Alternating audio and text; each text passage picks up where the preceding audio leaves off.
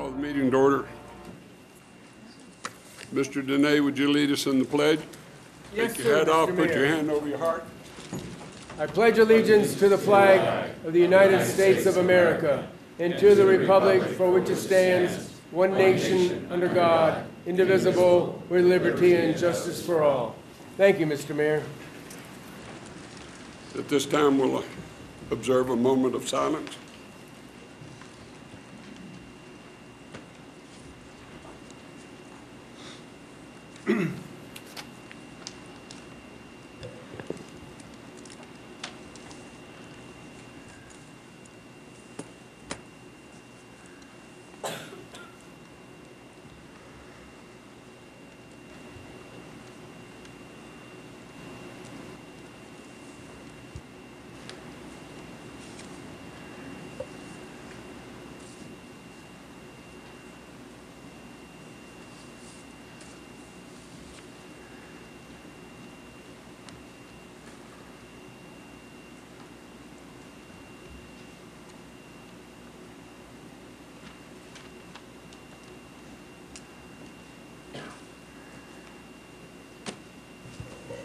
Madam Secretary, call the roll, please. Sheevy. Here. Breckus. Here. Zadra. Absent. Delgado. Here. Dorch. Jardin. Here. Cashel. Here. Okay, before we go for approval of the public comment, Eddie Lorton.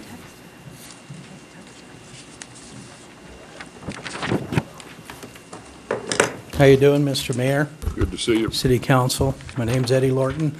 I came here to talk on I didn't have time to hang out till later when they did the agenda item on UNR Farms, but I'm against that. Okay, there's a lot of beautiful deer out there, and why I'm against that is the fact that it's a wetlands area, and it's also a reserve for when the flood happens, the water's supposed to spill into there. So it doesn't make sense to me to build a commercial development in the middle of a flood zone. So, like I use Harry Reid's model, for instance, how he made his money was the fact that he ended up buying in the middle of nowhere, then they put the freeway through, and he built things and made millions of dollars. So I don't want to see that happen in UNR Fields.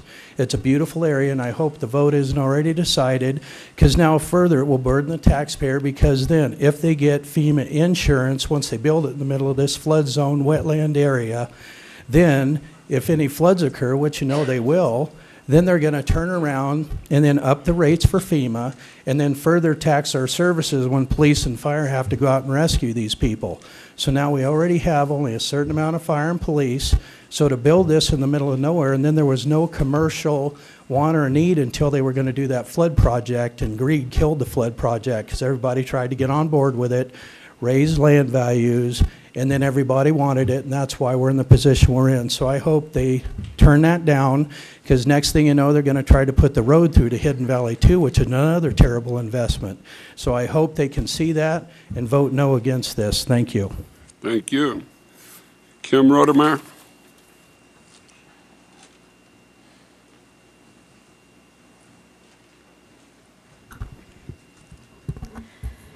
My name is Kim Rodemeyer. At this time, I would just like to make some general comments about development. I've been before this council more times than I can remember, more times than I should have had to protect Upper Southeast Reno. I have reasoned, I have stated facts, I have begged for your help to protect us, I have threatened, but one thing I have not done is ever come up here and not given you a good enough reason for denial of yet another project that will strip away just a little bit more of our protection. Protect the protection. I never even knew that's what I was doing until I heard that. I guess it does not seem like you're destroying that protection when you only do it 10 to 100 acres at a time.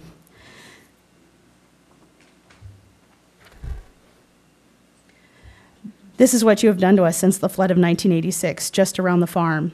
Out of all of those dots, maybe 5 have any flood retention or detention on site. Each of those dots that are in Reno were brought before council and deliberated and approved with blessings and good wishes, with almost no thought of what you are doing to us. This is everything that you have done to us since 1997. Everything that was approved here is mitigated to protect them only. So what did they do? They channeled all their water to us, faster too. All this was deliberated and approved with blessings and good wishes, with no thought of what you are doing to us. I have no doubt that sometime soon you are going to approve another item that will strip away just a little bit more of that protection. You can't deny them now. You've already given first approval to UNR just a few weeks ago, and it's practically guaranteed that you will give UNR second approval today. But these guys aren't going to wait to develop. Most likely they will be out there next week clearing ground. I've been trying to remember the last time you denied something in Upper Southeast Reno. I'll have to get back to you on that. I've come before you and stated many times, and people have died at every flood that we have had around here since records started being kept in 1864. Accidents, most likely. Ignorance, absolutely. But you can't claim that. Since 1997, this body has worked on one hand for the protection of the people of the Truckee Meadows. Or was it for the protection of downtown and the airport? Sometimes those lines get blurry, don't they? But on the other hand, you have never met a developer you didn't like, especially in the floodplains of this town. My goodness, we can't have flat land go to waste, can we? What an abomination. So here we are 16 years later, and we have a fraction of the floodplain that we had in 1997.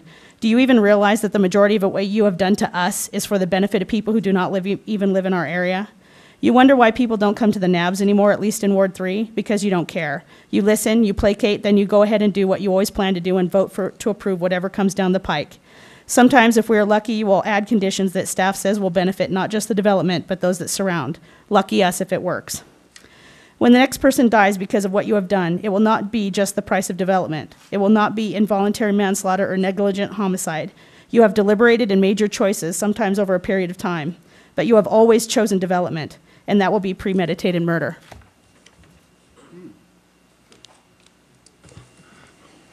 Jeff Church.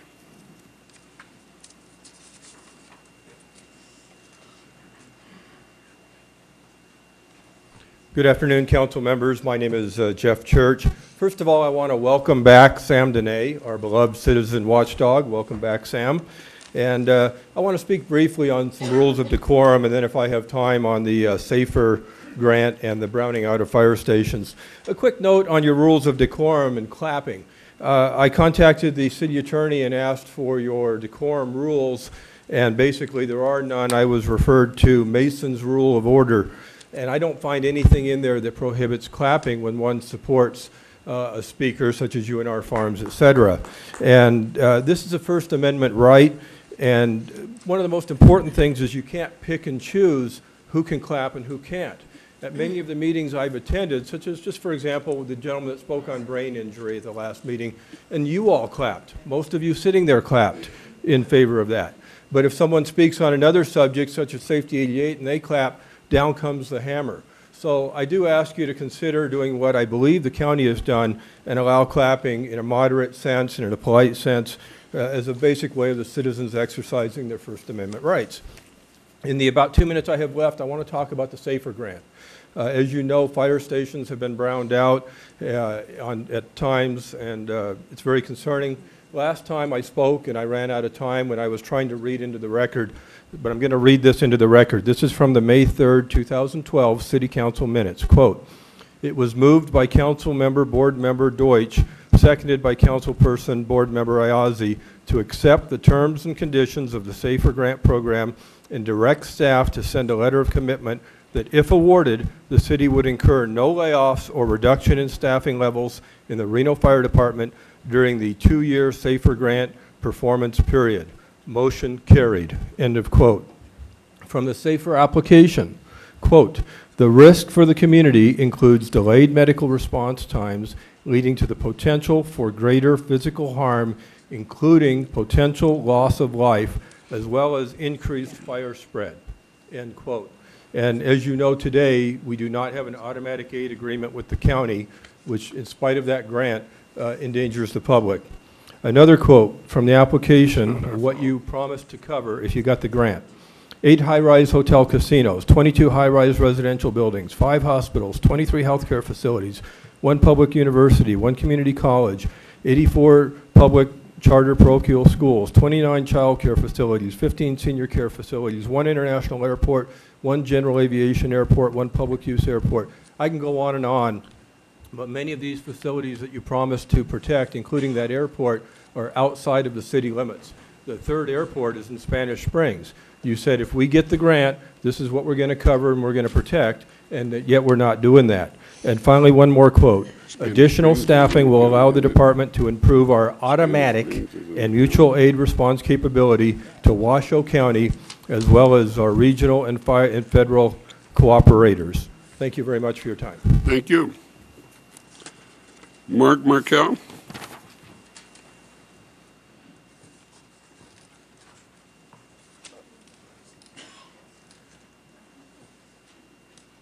Can you hear me now? Yes, sir. Thank you, Mr. Mayor, City Council members. My name is Mark Markel. I'm a concerned Reno resident. I'm here every meeting, so I'm here to talk about drunk driving. Y'all get me in the car as a drunk driver. I'm reading this because I suffer from a traumatic brain injury and get off track sometimes. I was in a coma for a month, in the hospital 5.5 months more. When I was released from the hospital, I was wheelchair bound, but the Holy Spirit helped. God willed me alive to show what can happen if you get in the car with a drunk driver. I can't walk anymore. I have to use a walker or an electric wheelchair. I can't drive anymore. I have to ride the bus, which I don't mind. The bus is a good means of transportation. I can't find employment. I can't have a relationship. I have trouble thinking and speaking. I have lost my wife and my family. When I was a young adult, I had 8 drunk drivings, 23 reckless drivings, and 32 driving out of suspended license. This was bound to happen to me, as it was no. Karma finally got out with me. I'm sorry. Karma caught. I wear dentures now because I did drugs when I was young. It was after I quit doing drugs that I lost my teeth, but the damage had been done. I am an example of what can happen if you get in a car with a drunk driver. It's my mission in life to get the message out. Don't let this happen to you and your family. Don't drive drunk or with a drunk. Please don't drive drunk or with a drunk. It's a no-brainer. Parents, don't drive with your kids in the car drunk. And kids, listen to your parents because they were young once and they just don't want you to make mistakes. Listen to your teachers. I never did, and look what happened to me. Thank you. Thank you. This is dear to me, so that's why I come to all the meetings. It's a very good message, Martin. Thank you very much. Art Reach.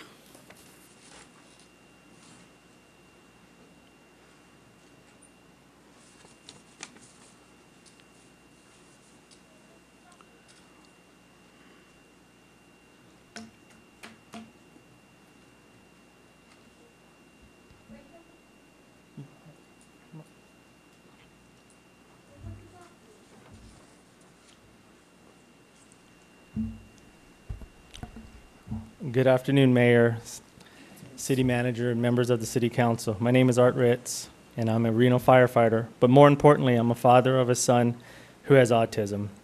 I'd like to tell you about a nonprofit called the Justin Hope Foundation that was inspired by our son, Justin, and started by a few dedicated people with the goal of helping individuals and families affected by autism. The goal is to bridge the gap between these families that can afford, and what they need to live their lives to the fullest potential as individuals and as a family. The Justin Hope Foundation will accomplish this by providing monthly awards to families. This unique monthly award are just that, unique. The foundation will help pay for a family vacation, help pay for a child with autism or siblings' birthday party, respite for the parents, supplies for a special education classroom, books, videos needed for teaching materials, co-payments and deductibles, and countless other requests which would ease the financial burden of families. We have even gotten a request to pay for gas so a family can come to Reno from Nixon to have their child assessed. Justin Hope's main fundraiser happens on April 28th at UNR's Mackey Stadium. The event is called Spring Forward for Autism Run Walk. The event, of course, has a timed 5K, a 1-mile kids fun run, 5K walk, silent auction, raffle, barbecue, and kids fun zone with 5 bounce houses, face painter, and balloon twister. At this event, part of the proceeds raised not only goes towards our monthly awards, but goes to an organization called UCAN, which stands for University Center for Autism and Neurodevelopmental Disorders. This organization is made up of area professionals that provide a comprehensive evaluation of children with autism or other neurodevelopmental disorders at no cost to the family, something for free. Lastly, I'd like to tell you about a fundraiser the Reno Fire Department has done. The Reno Fire Department will go blue for a week. No, it's not a sick out. The department will wear these shirts that you see here on these firefighters on duty the week of April 21st through April 28th, supporting autism awareness, the Justin Hope Foundation, and the Spring Forward for Autism event. Will you hand out shirts? They're right there. At this time, my son, Justin, and my wife will hand each one of you guys these T-shirts.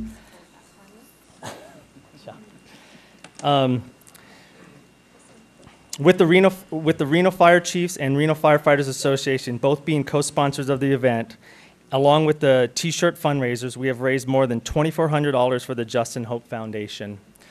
I'd like to thank the City Council, the Mayor, and the City Manager for your time today, and I hope to see a few of you out there on April 28th. Thank you.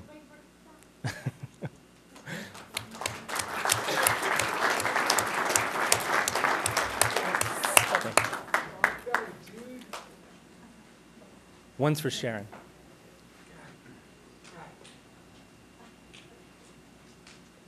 Thank you for bringing this to our attention. Thank you. If you don't make me run the mile, I'll be there. You can walk the mile with my boy. All right, I can do that probably. Thank you.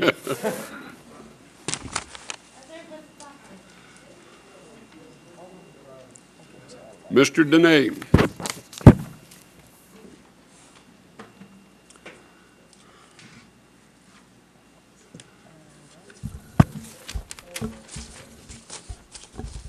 Sam Denay, the Encyclopedia of Reno Government. Sam, that's me, is an Air Force Academy graduate. I spent many years flying fighters and bombers, defending our nation against enemies inside of the border and outside of the border. And since Sam's airline was blown out of business, Pan American World Airlines was blown out of business by the terrorists, Sam has taken upon himself to be the Reno watchdog. Albeit, Sam, that's me, Sam has missed the last 3 or 4 meetings because of various reasons, but partially because my good friend, my dear friend, Judge Bill Manel, passed away. And maybe in deference to him, I stayed away from some meetings because he often told me, Sam, not to go to those meetings because the government bureaucrats do not deserve to hear your brilliant ideas. At any rate, we have nice chortle over there. Anyway, the Safari Club claims, the Safari Club, you know those rich people who hang dead animal carcasses on the wall? Those folks claim they're not coming back to Reno anymore because there's not enough air service here in Reno. Well, the fact is that Reno, per capita, is amongst the top 10 cities in America for airline service, so that's a bunch of make-you-feel-good baloney. The truth of the matter is that the Safari Club was here long enough to see what a dysfunctional and antediluvian media that Reno has, because the media throughout all these years refused to report Sam's brilliant ideas which probably could have saved the city and maybe even the state well over $1 billion. The media is deathly afraid, insanely afraid, and jealous of Sam. Now we've got that new deal, the branding of Nevada. $7 million is being spent for the branding of Nevada, and I can guarantee you there's not a person in this room who can tell you what the big motto is, the latest motto for the branding of Nevada. The motto should have said, we should have listened to Sam. Now they paid another couple $100,000 to some band called The Killers, nothing against The Killers, to sing one of Sam's theme songs. Sam would have done it philanthropically like he does everything, such as, he land lots of land underneath the starry skies. Don't fence me in. Let me ride through the wild open country that I love. Don't fence me in. Let me be by myself in the evening breeze. Or listen to the murmur of the cottonwood trees. Send me over, everybody, ask you please. Don't fence me in. Don't fence me in. That's Sam's version of Nevada's new theme song. Look at the mayor. He's astounded and dumbfounded. The mayor has developed a good ear for music, apparently. I don't know why you didn't honor Judge Manel, his wishes. What? You should have honored the judge's wishes.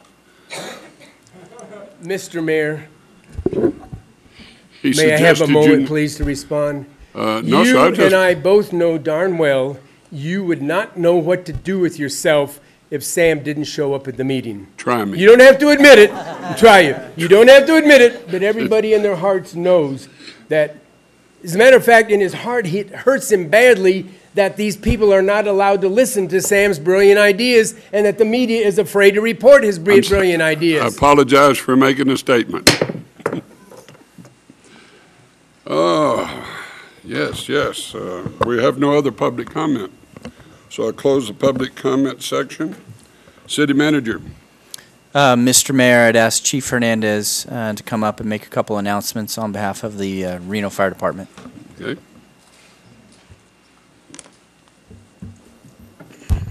Good afternoon, Mr. Manager. Thank you for this opportunity.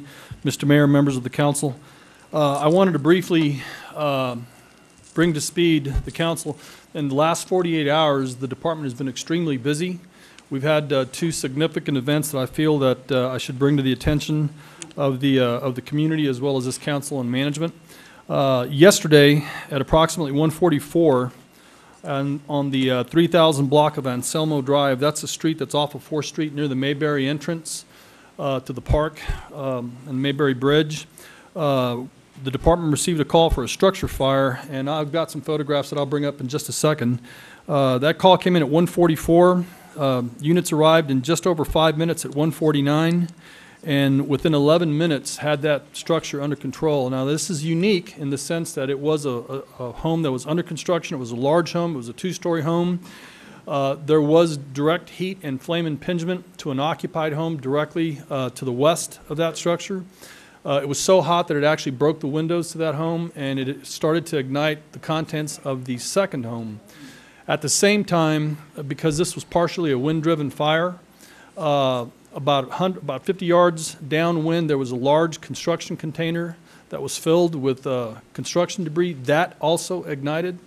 And had that continued to burn, there's no doubt in my mind that the house that was under construction adjacent to that container would have also become involved.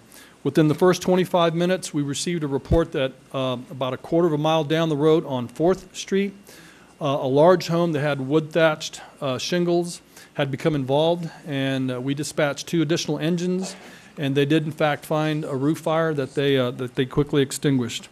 What makes this fire, if you can go ahead and bring those pictures up, what makes this fire unique is that there was in essence 4 different fires occurring at the same time. This is what the first arriving crews encountered when they first arrived. You can tell it's a large building, heavy fire involvement. On the second fire, this is the second and third crews arriving. Of course, Reno PD provided excellent assistance in Ms. Jones, are we having a problem with that? Reno PD provided excellent assistance in crowd control, and to the right of that patrol officer's car was the dumpster. This is after about 5 minutes. We had the fire fully contained, and I'm looking at you, Lynette. You'll notice to the right, that was the home that broke the windows. That's not.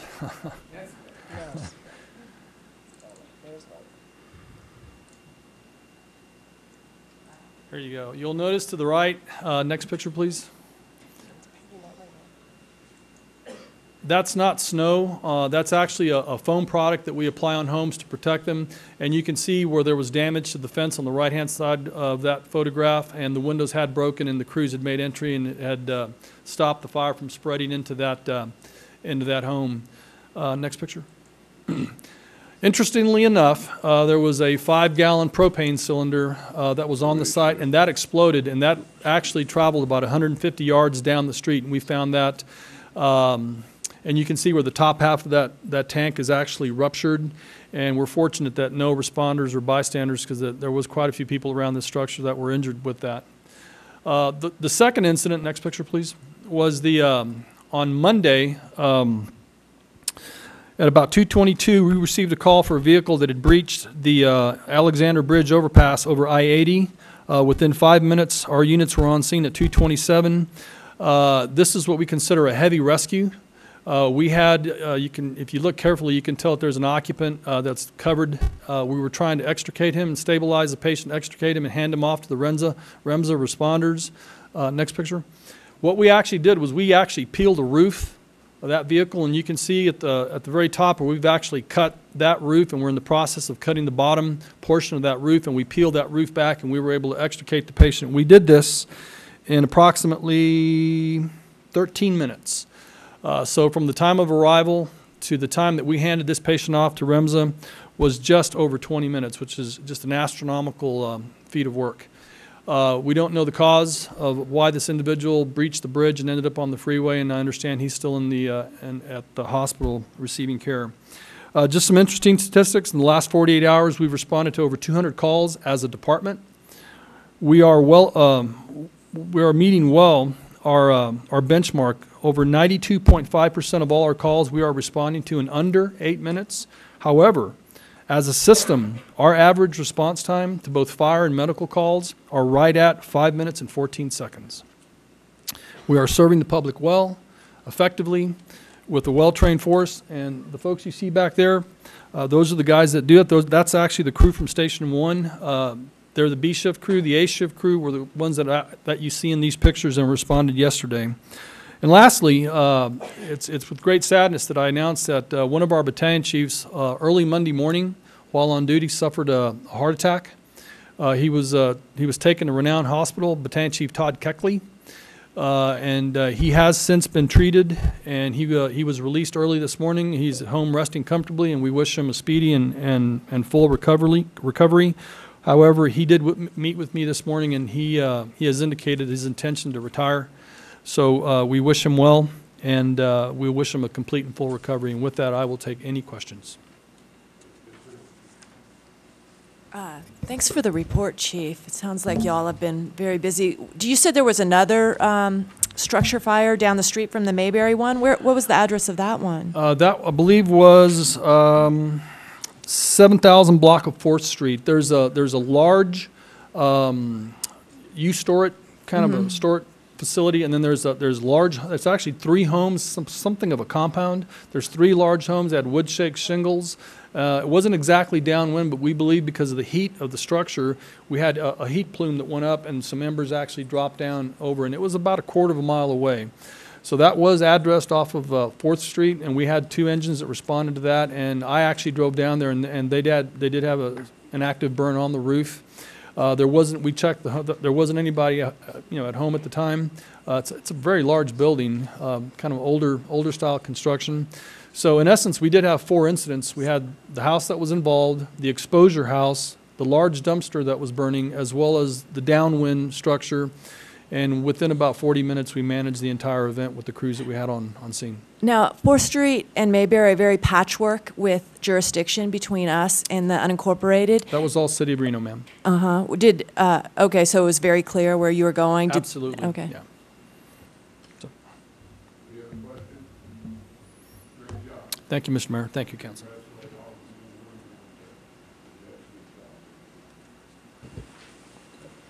All right.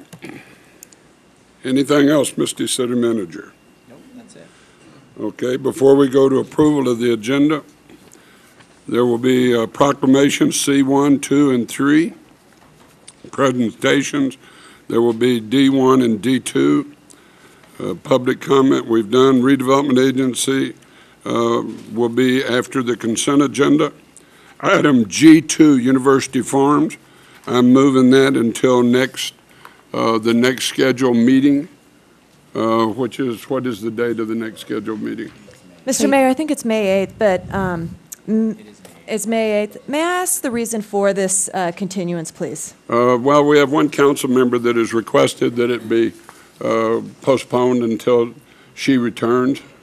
Well, Mr. Mayor, this is a second reading. It's an Yes. item that's gone on and had considerable public involvement, has been delayed for a number of times. I'm prepared to move forward with it. I think we should move forward with it today. And we're sneaking up on the 45-day requirements We between still have readings. plenty of time to do it at the next meeting. I'm inclined to make a motion that we move with this today. Do I have a second to that motion? Second. Discussion? Mr. Mayor, I actually think it's within your authority as the mayor of this body to move that. You have authority over the agenda, I think. Yes, I do. So, I disagree. I believe that we have on for council consideration approval of the agenda, and I am making a motion of how we approve that agenda.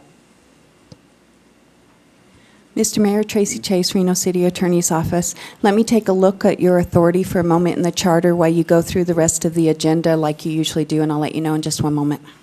Okay.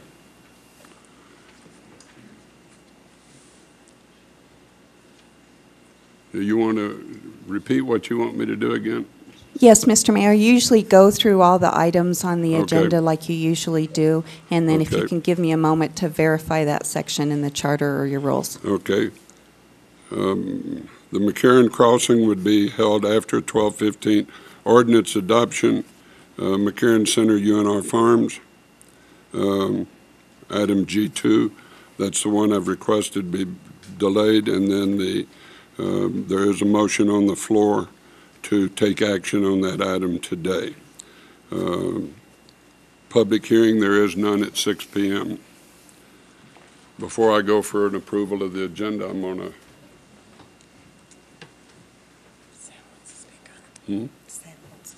Mr. Dene.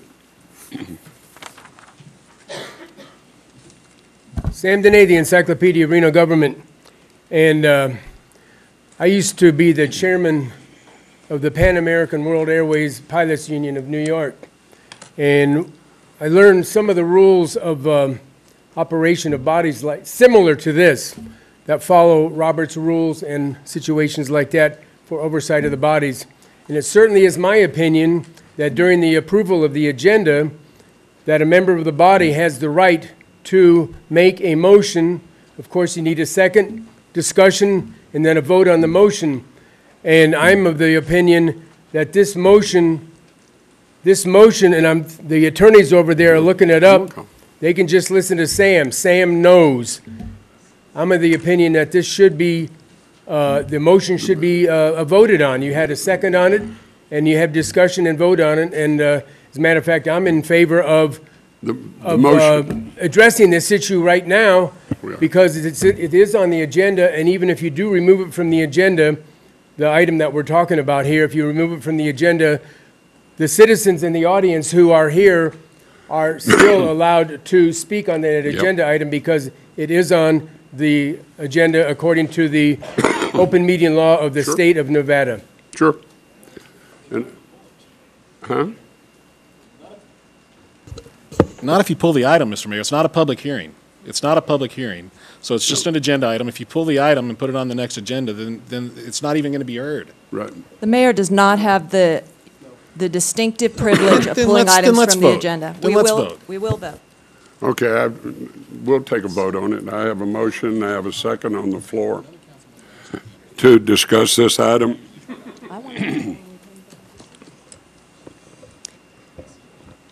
Mr. Mayor, Tracy Chase, Reno City Attorney's Office. One other matter just came to my attention is, in addition, I do know that Councilmember Shivi, you were going to abstain on that item. So I have a concern that you can even second that motion. So if you want to, in looking through the rules, I see that this is an approval of the agenda, and the council usually does vote on it. Yes. So I would recommend that you do a motion on the item on whether it should stay on the Okay. agenda or not. But I do think that Councilmember Shivi, since she already has disclosed and abstained on the item, does not have the opportunity to vote on that matter. Okay. May I ask, does any other member have an ability to have to abstain on this item also? I do not know if other people have disclosures except for the ones that occurred previously, which are the mayor, Councilmember Delgado, and Councilmember Jardin. And I do believe, Councilmember Breckus, that you made a disclosure as well, although you didn't consult our office for advice, which is fine, but I don't have a recommendation on your disclosure. Have any new disclosures come forward then, I would ask? Not to my knowledge, but it's up to the council members to make those disclosures before the continuance is voted on as well. And I've provided you those disclosures that you made previously, and I've also provided a memorandum for the clerk to put in the record on the prior opinion of the city council, the city attorney's office.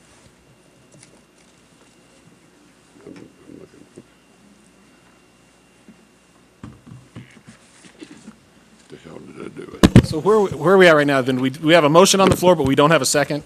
That's right, we Correct. don't So you a have to second see if right there's now. a second of the motion, Mr. Mayor, and then go ahead and, before any action is taken, we'll have to go through the disclosures. Wait, so you believe her abstention on the merits of this case fall through to the process of us when we deliberate on this case? Is That is my advice, So yes. would she be able to vote on the approval of the agenda when this item comes up for certification for the PUD then?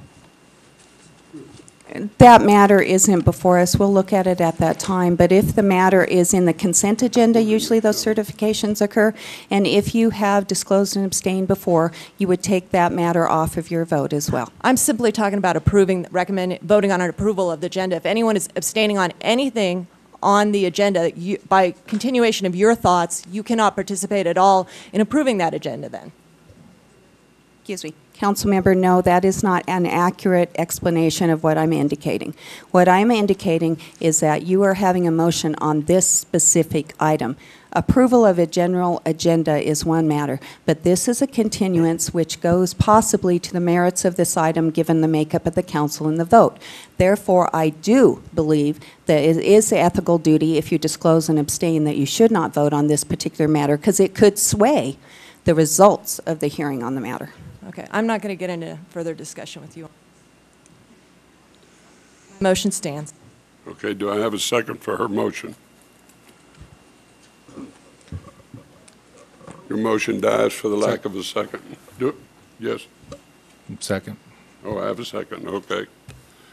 Have a second. All right, since we're going to vote on it, I will make a disclosure. At this time, I'd like to disclose information about my relationship with Chris Barrett, who firm Barrett's Resources as a consultant on UNO farms. Chris Barrett and his firm Barrett Resources are a public relations consulting firm to the law firm of Moloff and Present, which represents UNR Farms on the project pending before council. Until recently, I did not know Mr. Barrett was retained as a public relations consultant for the law firm on this project and wanted to advise the public that I have a friendship with Chris Barrett of over 25 years. Chris Barrett assisted me on several campaigns as a consultant. I have not used his services on campaigns since the year of 2002, over 10 years. I do not use or anticipate using the services of Chris or his firm, Barrett Resources, on any other matter or intend to use these services in the future. In 2011, Mr. Barrett, or Chris, was providing public relations services to another item that was anticipated to come before the council. And because I wanted to make sure I was okay to consider and vote on the matter given my relationship, I requested and appeared before the Nevada Commission on Ethics and asked for an opinion. That opinion has been provided to the clerk and is opinion number 11-65A. The relationship I have today with Chris is the same as I disclosed to the Ethics Commission to attain the opinion in 2011. I do not believe my relationship with Chris or in the independent judgment of a reasonable person in my circumstances would be materially affected by the UNR Farms matter by this commitment. As I am doing, the Ethics Commission advised me to disclose relationship if a matter came before the council in the future, but the commission said it was okay for me to vote after the disclosure. I've asked the city attorney's office to confirm that it also concurs and it's appropriate for me to vote on UNR Farms after the disclosure. The city attorney's office has advised me it concurs with the opinion of the Ethics Commission and I can vote. Any other disclosures? Yes. Oh, I will. go ahead. At this time, I will be disclosing and recusing myself from the University Farms vote due to a close personal and business relationship with former Councilwoman Jessica Sferraza. It should also be documented that Ms. Sferraza is also an appellant in the case. I would also like to disclose that Ms. Sferraza worked on my campaign for Reno City Council in 2012. It should also be noted that another member of the Sferraza family, Julie Sferraza, was employed by me from 2011 to 2013. I believe these relationships fall within categories specifically detailed in NRS 2818.420, Section 8, and are a commitment in a private capacity to the interest of others, as the relationships are similar to a family relationship, so I am disclosing. After consultation with the City Attorney's Office, I was advised to disclose and will be abstaining from voting on UNR Farms. Any others? Yes. Okay. Mr. Delgado. At this time, I would like to disclose the following connections which I have had relating to the UNR Farms project. During the NAB meeting on October 20th, 2011, the zoning map amendment came before the NAB when I was a member, and we heard information from staff, developer, and citizens. A NAB will provide concerns to the City Council and does not take direct action on these matters. In regards to this item, I had concerns about further development on natural open space because we have several vacant commercial spaces within the proposed area and around the city. Also, at UNR outreach meeting, I also attended a meeting at the university to obtain more information but did not comment at the meeting. Campaign, as part of my campaign, I discussed the issue with citizens and raised my concerns with the project, which included open space issues, flooding possibility, and commercial development. I've asked about the possibility of impacts from flooding and ability to mitigate these impacts. I will likely have more questions as we go forward. While having raised my concerns on the project, I look forward to hearing from more about this project, and I am committed to hear both sides for and against this project. I will wait to make up my mind until all evidence is presented. I have consulted with the City Attorney's Office and have been advised to disclose my prior connections, but I am able to participate in this matter. Whew, we'll get there.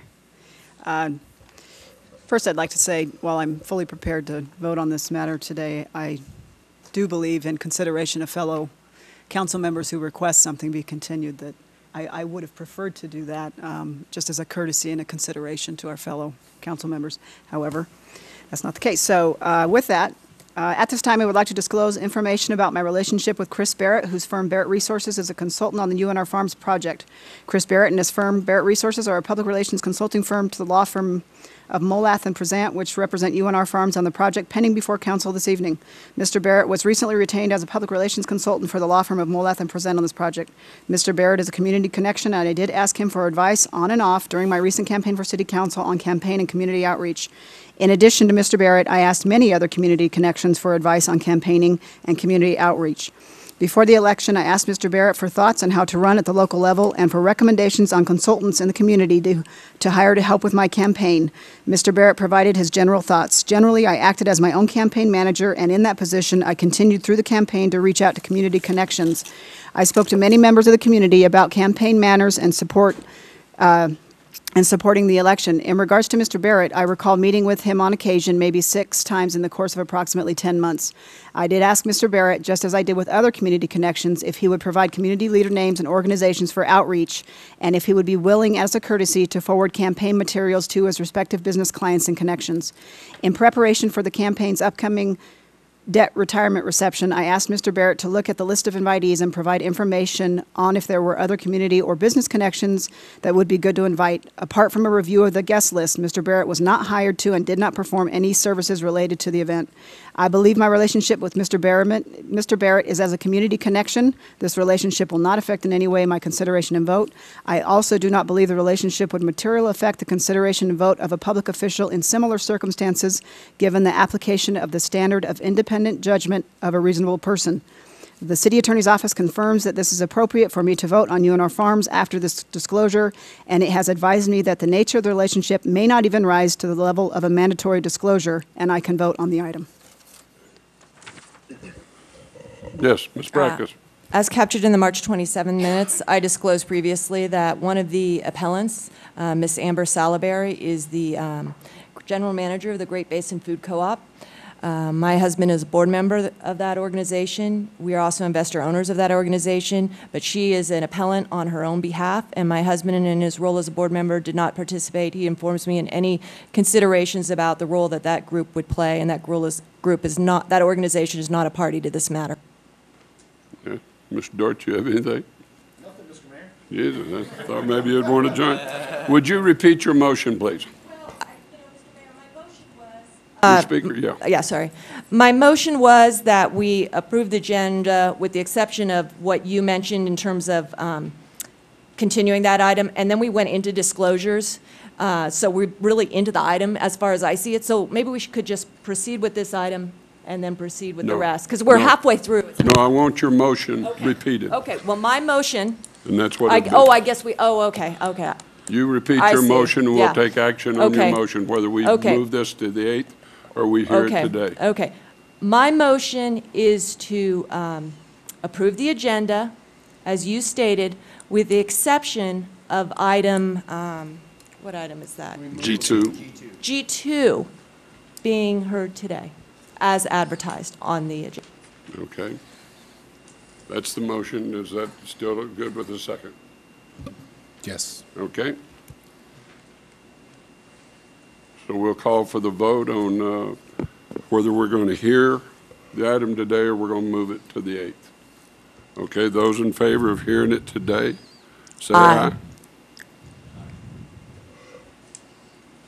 Those that oppose hearing it today? No. No. No.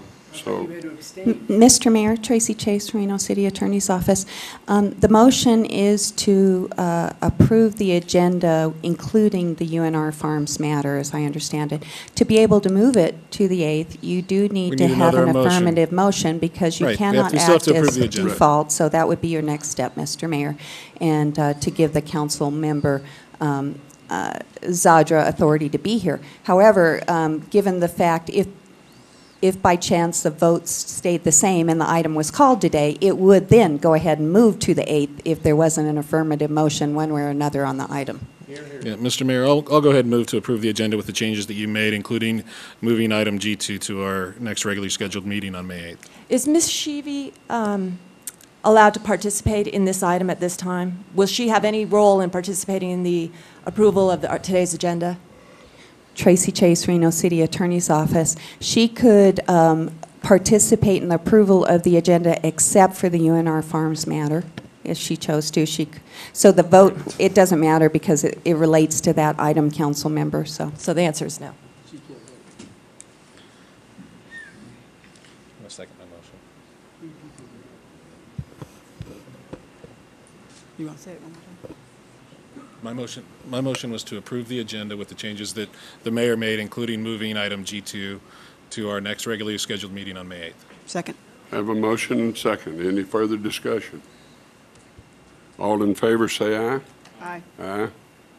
Those that oppose, no? No. All right. You voted no? Okay.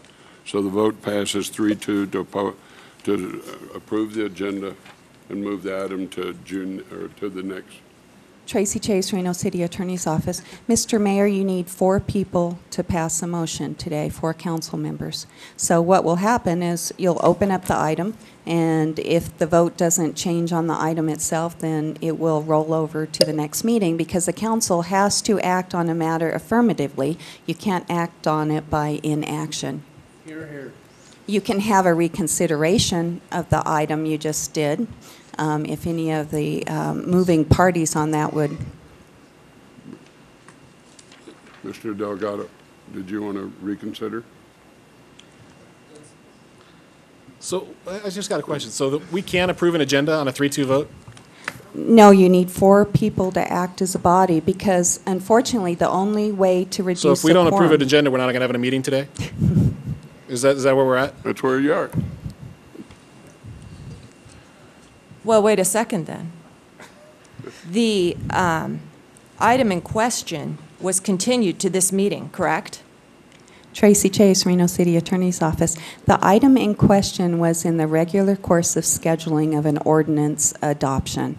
The introduction or the hearing had occurred previously. So it just came on in the natural course of business at the next regular meeting. So your indication that it was scheduled, yes, it was posted for this meeting, but it wasn't a public hearing notice, if that's what your question is, council member. But the ordinance has to have a second affirmative reading 45 days after, correct? That is accurate, and May 8th is within the 45-day period. So in a way, Ms. Sheevy's inability to participate is really stifling us here. Mr. Delgado, do you have something? Sorry, Tracy, can you please repeat the 45-day time frame? Yeah, an ordinance of the City of Reno has to be passed within a certain time frame, or then at that point in time, it has to go back through the process to be able to become a law. An ordinance requires 2 readings, an introduction and an adoption. You have a requirement that the publication occur, and then after the introduction, and then the ordinance adoption has to occur at least 10 days thereafter, or any time at an adjourned or a meeting within the 45-day period. So from the date of publication, you have 45 days to pass your law. And the May 8th meeting does not fall within the 45 days? It does. It does fall It is within the 45 within days. the 45 days. Absolutely, so. Okay, so to not hold more things up, I pull my second motion and look to continue that for You the want May to 8th. bring it up for reconsideration? On the May 8th. It's a motion to bring it up for the last vote on the reconsideration? So you just reiterate my motion? So you did? Just to approve the agenda. As is. As we, no.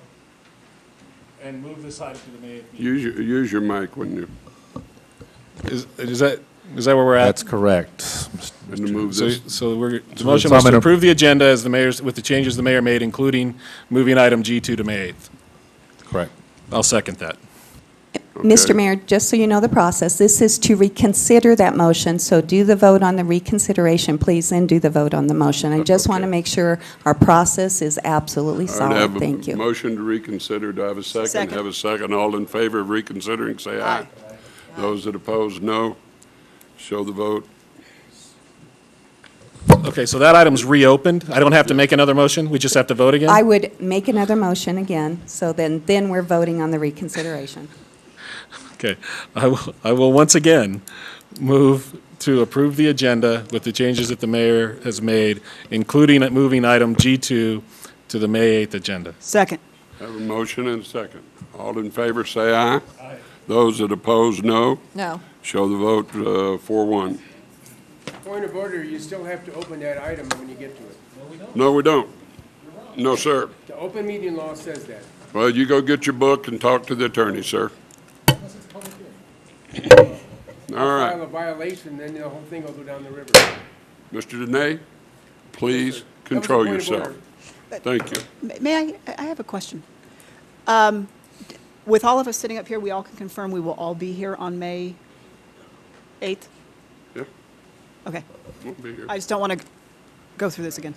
You're somewhat moving forward in why my line of thinking originally started, because This has been going on for so long, and there's 6 of us here, and I wanted to take care of business and not delay the development process any longer. But only 5 of us can participate. My thing was more in consideration of a fellow council member's request. Yep. All right. Mr. Mayor, if I may make a Would you point of fill out order. a form when you want to speak? You could come up now and speak, but please fill out a form when you're I'll be finished. happy to.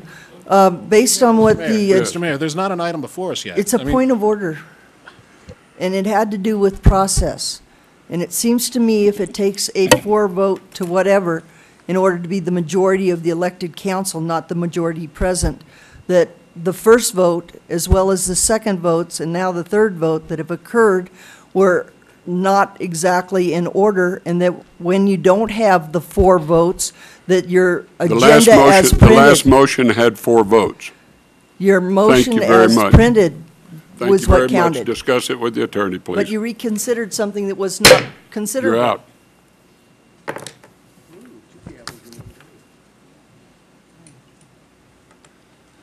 All right.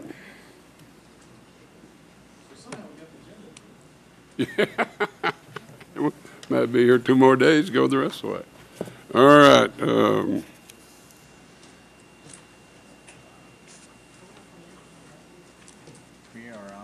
Approval of the minutes. Approval of the minutes of March 27, April 3rd. Move to approve. Do I have a second?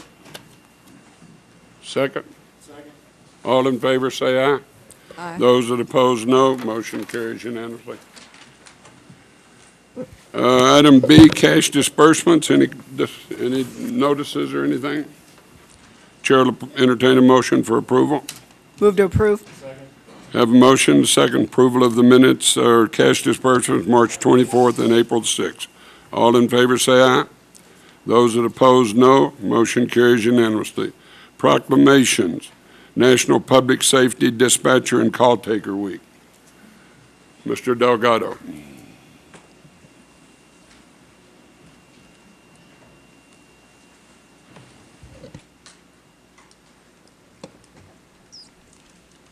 How are you?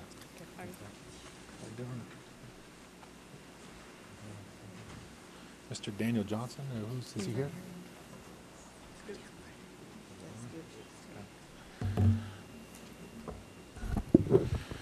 Mr. Mayor, I got the privilege here to provide this proclamation to Mr. Daniel Johnson, the Reno Communication Technology folks here.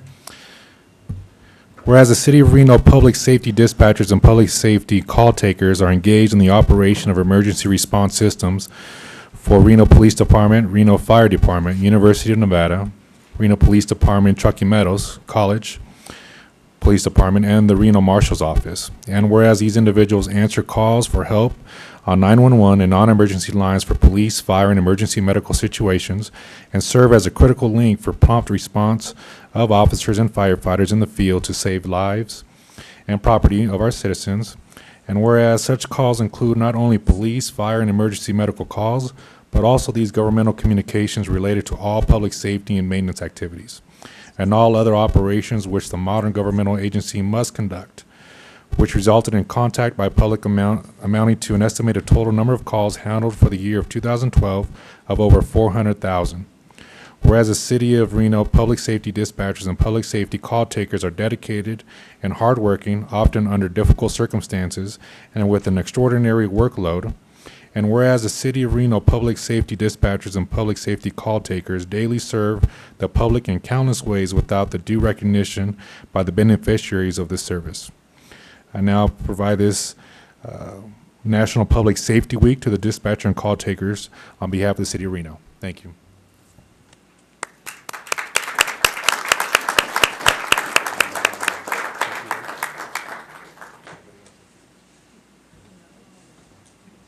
No, nobody wants to say anything?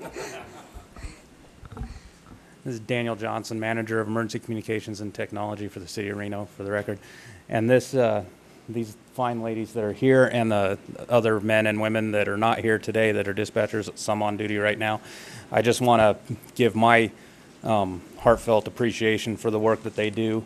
and the, you know, fabulous jobs that they do that help make me look good in my position as a manager of the division. And so they do a fantastic job every day, and they're out there every day 24/7 doing the job.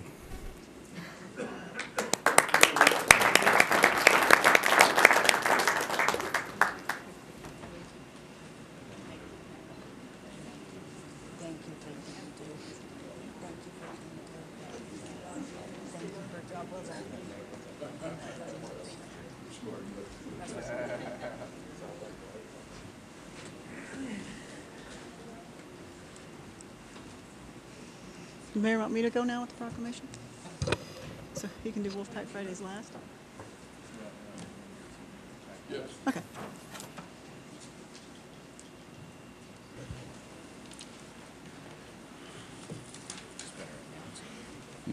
Mr. Jordan will now do the proclamation for Safe and Healthy Homes Day.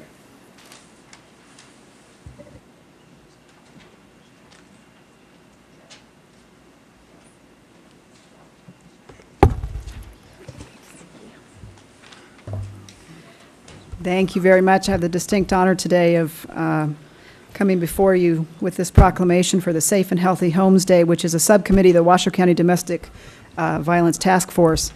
Whereas family and domestic violence continues to be prevalent as a social problem, and the problems of domestic violence are not confined to any group of, or groups of people, but across all economic, racial, affectional preference, and societal barriers, and are supported by societal indifference. And the crime of domestic violence violates an individual's privacy, dignity, security, and humanity due to the systematic use of physical, emotional, sexual, psychological, and economic control and or abuse. And the impact of domestic violence is wide-ranging, directly affecting society as a whole.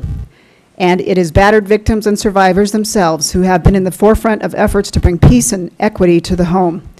And the Safe and Healthy Homes Fair will be on April 20th, 2013 at the California Building in Ottawa Park starting at 8 a.m. with a 5K river run walk starting at 9 a.m. And the public is encouraged to attend this fun fair and collaborative effort among local agencies to enhance community awareness of local programs and resources. Now, therefore, I, Robert A. Cashel, Sr., Mayor of the City of Reno, Nevada, do hereby proclaim Saturday, April 20th, 2013 as Safe and Healthy Homes Day.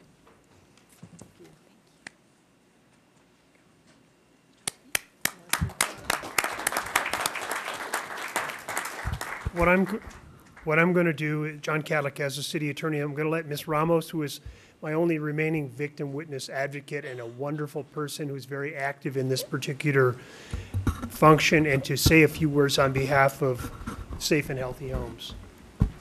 Mayor, council members, thank you for this proclamation. This run has been going on for 4 years. Our Safe and Healthy Homes Fair has been going on for 13 years. So we want to continue this annual event to make people aware that there are services in this community, that it's a safe location to get resources. It's going to be a fun day, free food, free games for the children. We're going to have a fun run for the children this year, a bounce house. So I hope that the community will support us in being at this event. Also, $10 of our registration fee for our runners is going to a local domestic violence program, Safe Embrace. So we hope that the members of the council and the community can attend. Thank you. Yeah, that's what I thought.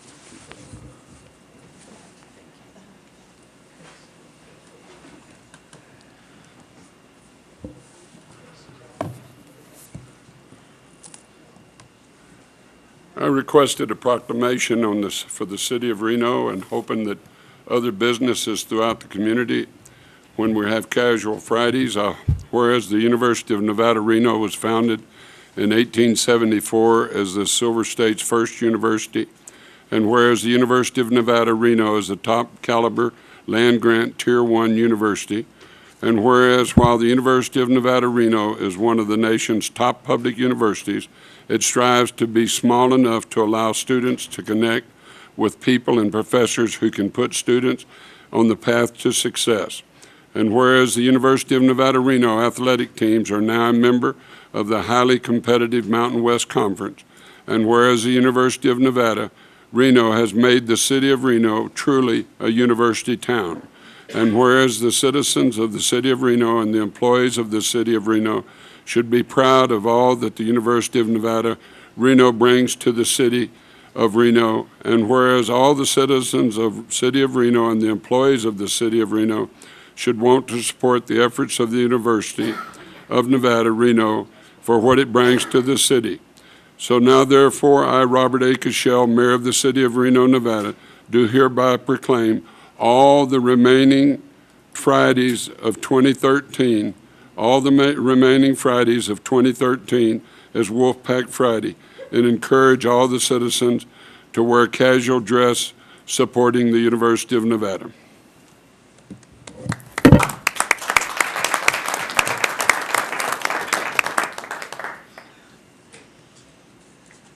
Item D1, presentations. Doug Irwin.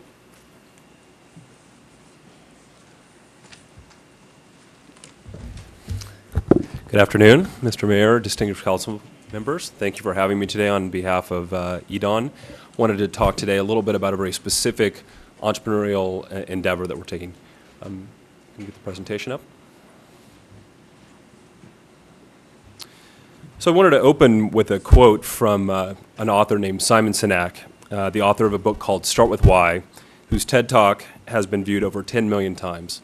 He quotes, "Though we may have desires or bold goals, for whatever reason, most of us do not think we can achieve something beyond what we're qualified to achieve. Why, I ask, do we allow reality to interfere with our dreams?"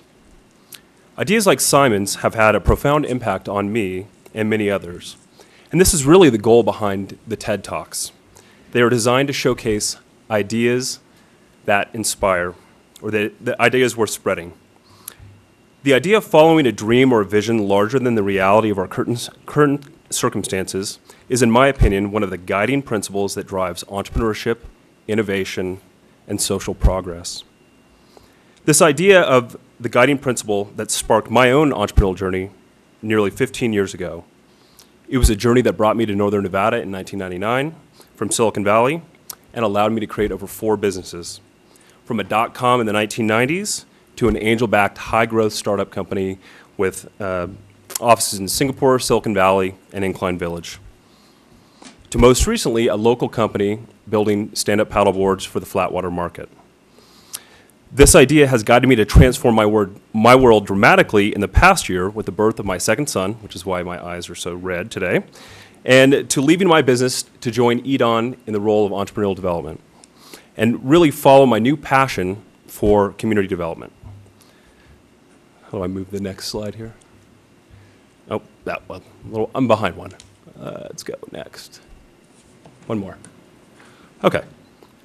So what does TED have to do with economic development? TED conferences highlight the creative energy of a region and bring together entrepreneurs, community leaders, and creatives around a common theme. TED delivers these ideas directly to their audiences at TED Global events and through community-organized TEDx events like the TEDx Reno event. More importantly, TED videos are seen by thousands, if not millions of viewers around the world free of charge.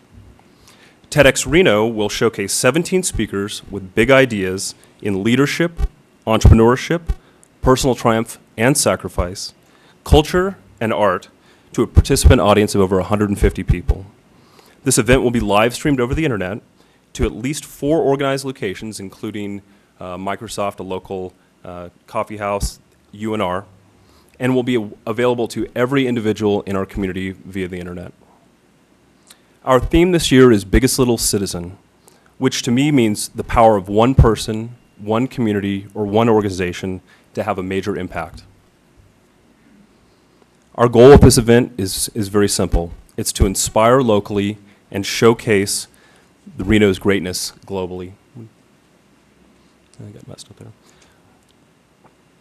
The videos from the TEDx Reno event have the potential to make a huge impact outside of our borders of our region. As such, we'd like to highlight an iconic part of our heritage with a modern twist that speaks to the future of our community in every TED video. Our vision was clear. We need to redesign the arch and make it the centerpiece of the event that will be immortalized in every TEDx video. Thanks in part to your support, along with many other community donors, this functional art piece will be shown here. Next slide, please. This functional art piece will be seen by hundreds of thousands of people around the world in videos and then given back to the community to be displayed as a public art piece. For me, the arch will be redefined as a symbol for what Reno can become.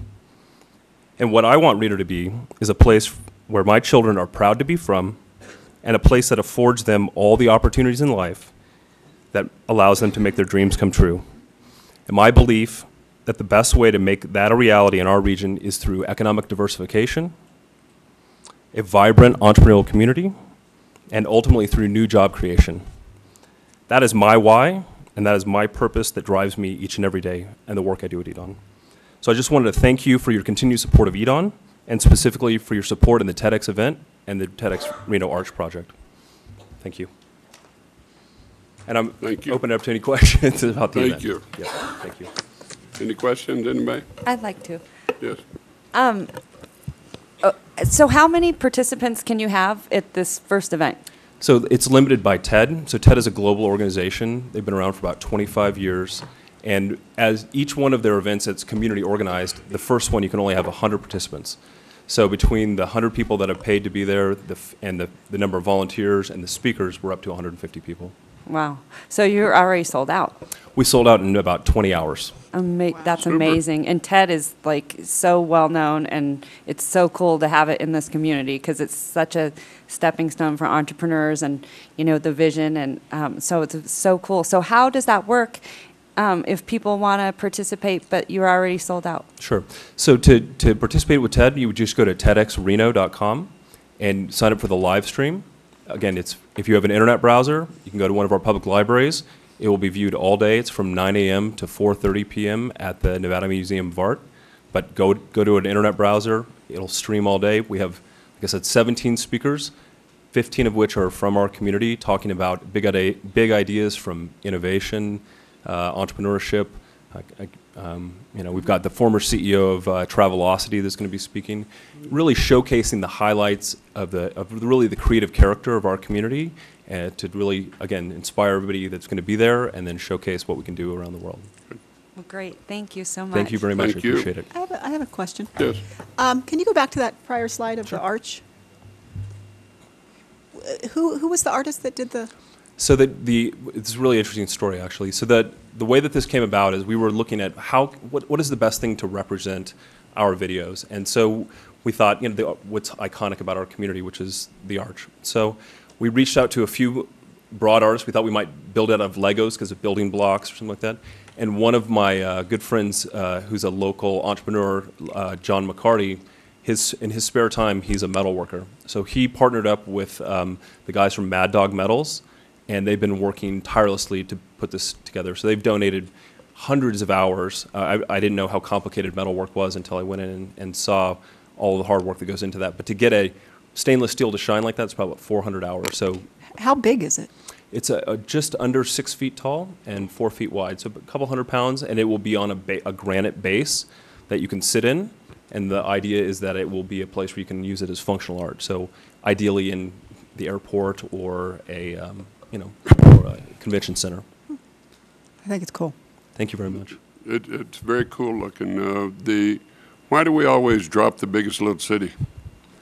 I think that in this case, we actually had originally designed it to say the biggest little citizen, because that's the theme of our event. But, if anybody have worked with artists have a lot of leeway. Oh, I understand. So they dropped it.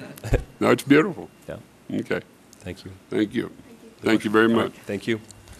Mr. Geddes.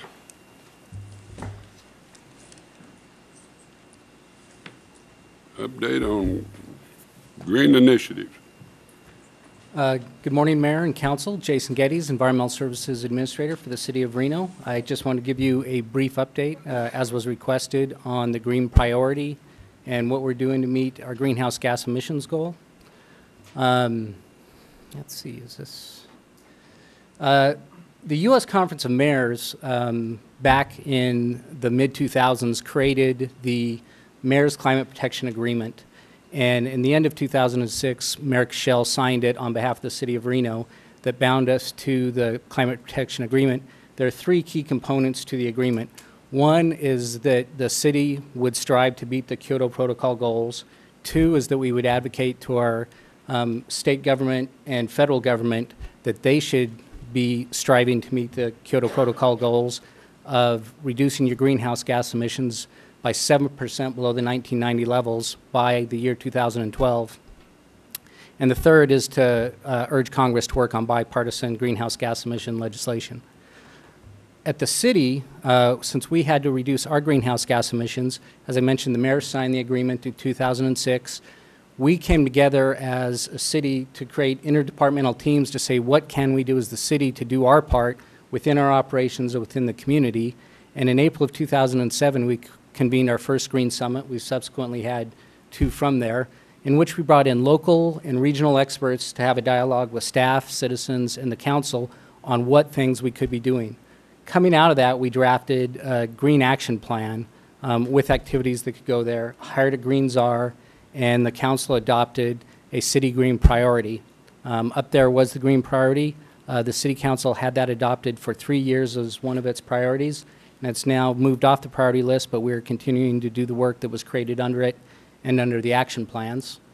All of the action items fell under 9 key goals that were in the action plan there.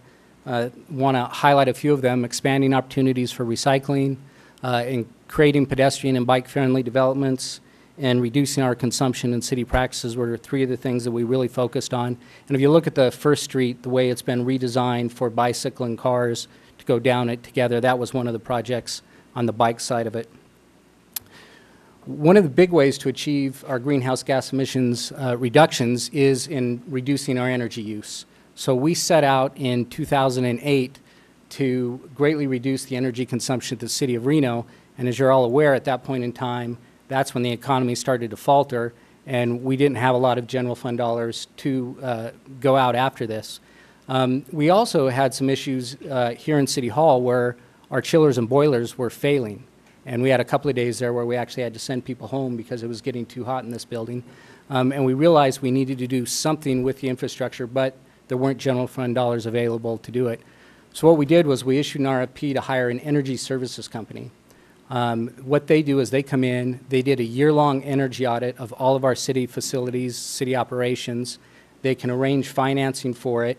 What they do is they come in, they look at what you're doing as far as your energy use, what they can do to make you more efficient, and then they finance the project and they divert what you would be paying normally to NV Energy to repay the financing. So it takes nothing out of your out of the general fund, but we're rediverting the general fund appropriations to utilities to pay off the financing. It gives us energy and environmental reporting, and the key component of it was guaranteed energy savings. So when they come in and they do a project and they say, we will guarantee to save you $1.1 million a year, if they can't save that money through their project, they're on the hook every year to write the difference in that annual savings. So there was nothing out of pocket. Ms. Roth created a great contract to make sure that we would get those payments if we needed so. And then we went down the path of doing this project, and with great assistance from Scott Jones, the Director of Facilities, we worked with them over a year on the energy project. And then we went on and did the energy projects. We did a centralized energy management system where we tied in most of our buildings to one centralized computer system. And in City Hall, we tied it all into one central computer system in City Hall that has over 400 monitors throughout the building. We have access to a lot of the facilities from the courtyard. From here, we can log in and look at how things are operating from home and control the systems. We did water system upgrades as part of the project. We put in pool covers at our swimming pools. We did boiler system improvements at the pools, HVAC systems. And in City Hall, we just finished the work May of 2012, but we reduced the cost per square foot from $3.67 down to $1.81 and did about $6.5 million worth of renovation work here in City Hall. A lot of that work was done with the assistance of Ed Stewart, Lanny Perry, John Porter, and they're the ones who operate the system and make sure everything's working great.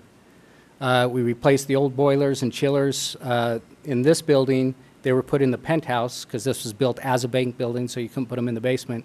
So they were on the penthouse, and they were put in 1962, and then the penthouse was built around them. And we had to cut them out and crane them down onto First Street into the plaza and replace them with high-efficiency chillers and boilers. One of the key iconic parts, you know, we did this big project. Most of it was energy efficiency. People get bored when you talk about boilers and chillers for the most part, except for a few of us.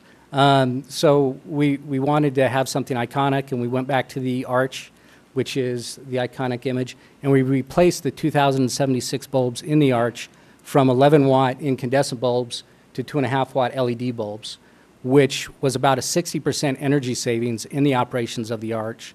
The mayor got to set the last bulb up on a boom truck and flip the arch on there. But we got other benefits. When we did this project, LED bulbs were very expensive. They've since come down quite a bit. But we thought it would be worth it for the image of it and to show all the other energy efficiency. But once we did it, we realized much greater savings. The old incandescent filament bulbs, they would break whenever we took them out to change colors of the arch, or if we had a windstorm, we would get a lot of breakage, and we don't get that with the LEDs. They're just very solid. So we're ending up getting a lot more savings just in the maintenance side of it. We did an extensive solar project. We installed about 250 kW ourselves on facilities like the Reno Event Center, the parking gallery, courtyard. In total, we've put in 1,287 kilowatts at 12 different locations. The bulk of that, beyond the 250, was done under a power purchase agreement where we lease space at our facilities to a third-party operator who built, owns, and operates these solar arrays so that we don't have the maintenance issues with them. And then we buy the electricity back from them, and we negotiated a price that was lower than what we were getting through NV Energy, and we were able to do that by taking advantage of their third-party financing and the rebate programs created by the Nevada legislature. This is the 522 kW array up at Stead, and in the background you can see the wind turbines. The solar PPA itself, just those installations, allowed us to have 0 greenhouse gas emission energy, and we saved $200,000 last year. We just flipped the switch on the PPA December of 11, and at the end of the first year we saved just over $200,000 on the solar alone. In total, we did about $20 million in energy projects in the city, and we're realizing we still don't have the first year until we get through May of this year, but 1.5 million in energy savings, which is 29% reduction from what we were paying, a 39% reduction in our energy use.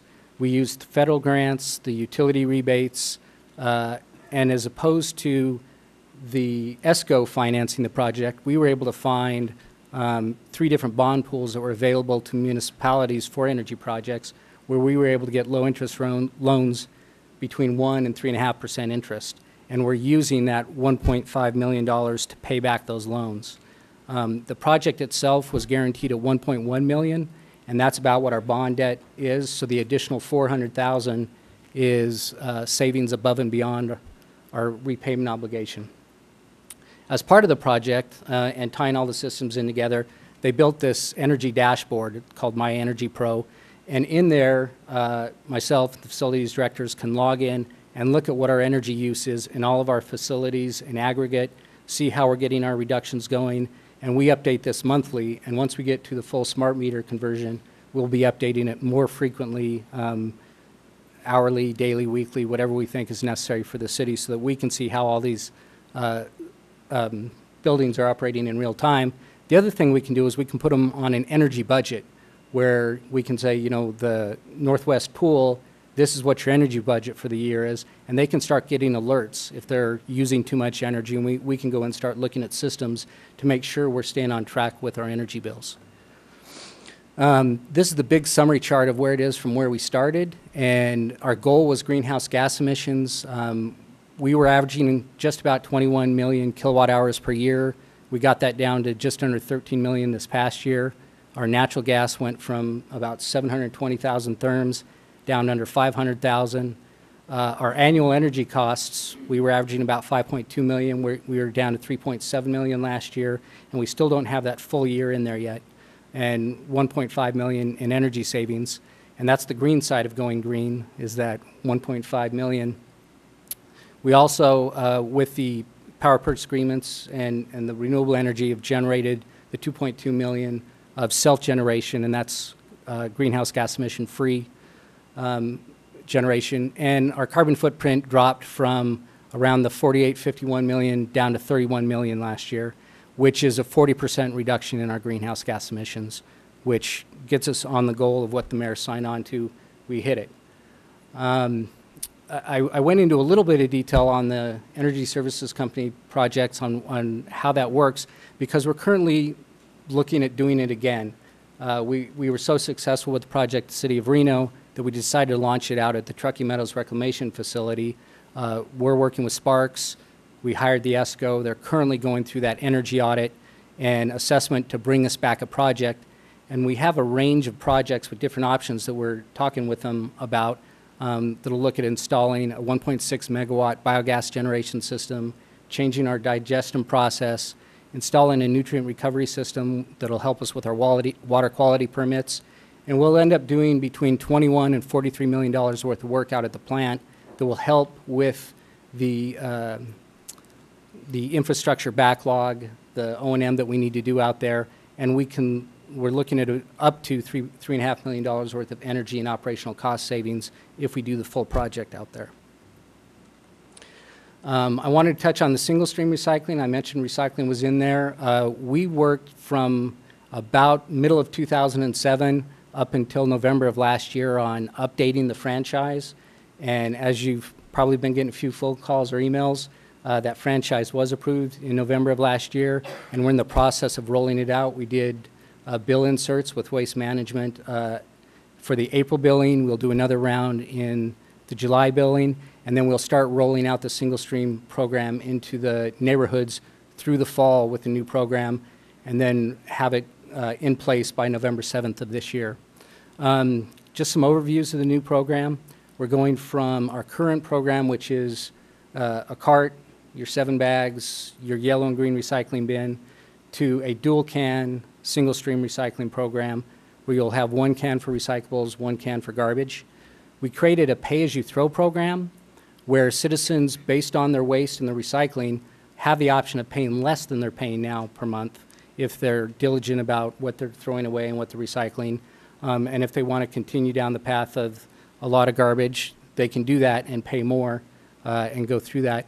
So there's options of the carts with the 35, 64, and 96 gallons. We're expanding what can go in the recycling bins. Right now, you can only do plastics 1 and 2, which are the bottles. This goes up to 7, which is all your food containers, butter dishes, all the plastics. You can now throw the paper in there, the cardboard in there, the chipboard like cereal boxes, cracker boxes, and all that can go in the recycling bin. We're building an eco center, which will be expansion of the transfer station over on Commercial.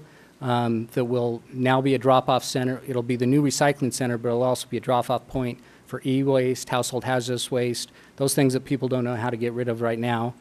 We also, as part of this, created the commercial recycling program.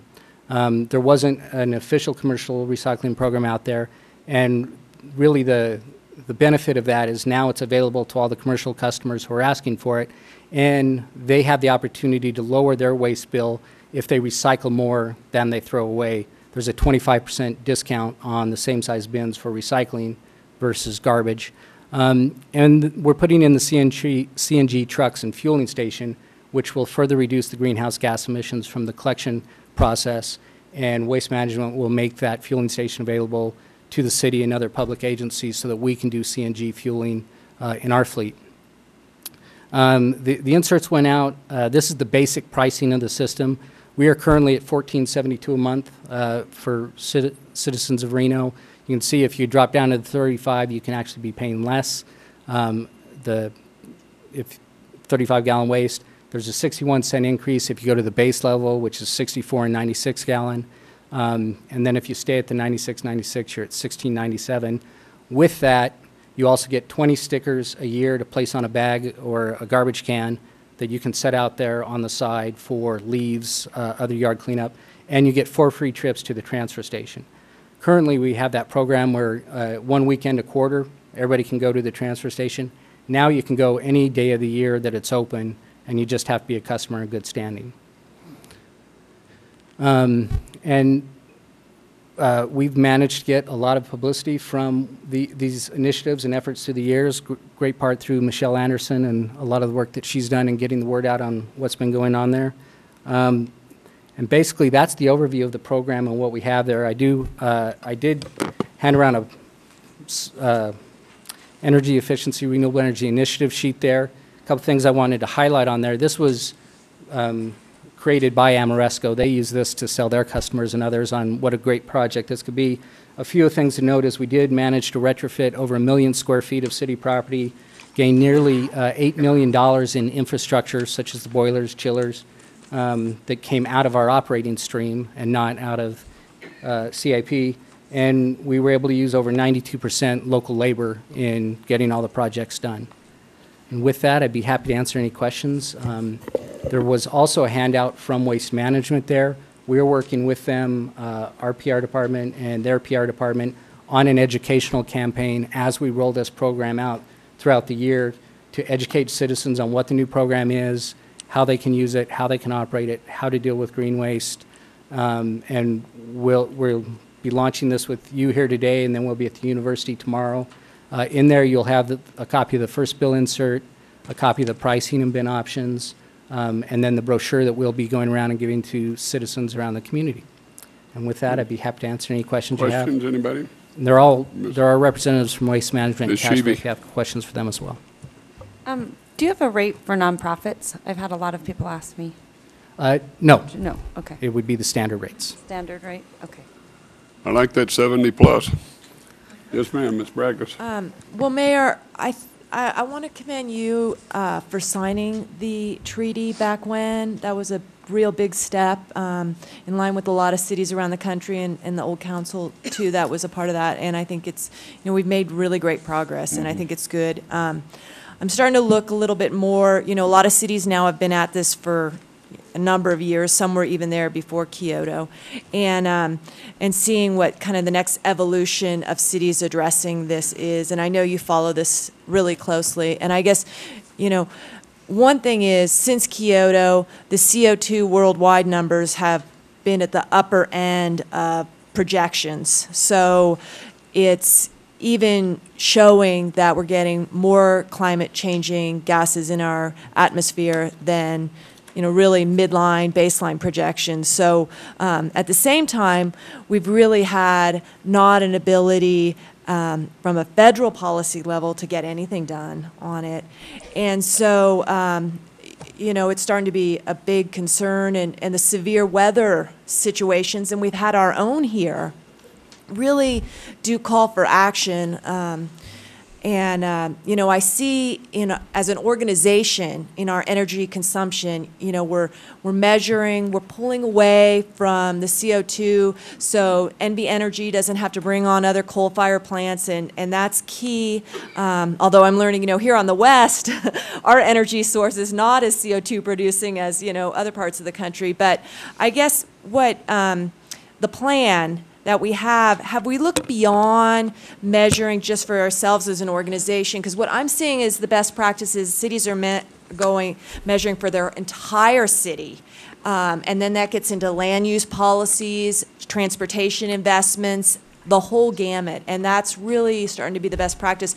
Have we, where are we at on that? In regards to that, we work with the Wash County Health Department, and they have actually put together the greenhouse gas climate protection plan for the region, and they do the full inventory for citizens and businesses and transportation, and they have that whole index together, and we work with them on the data and putting the data in there and what our share of that is and what actions we can take in the community, and we share that with the TMRPA.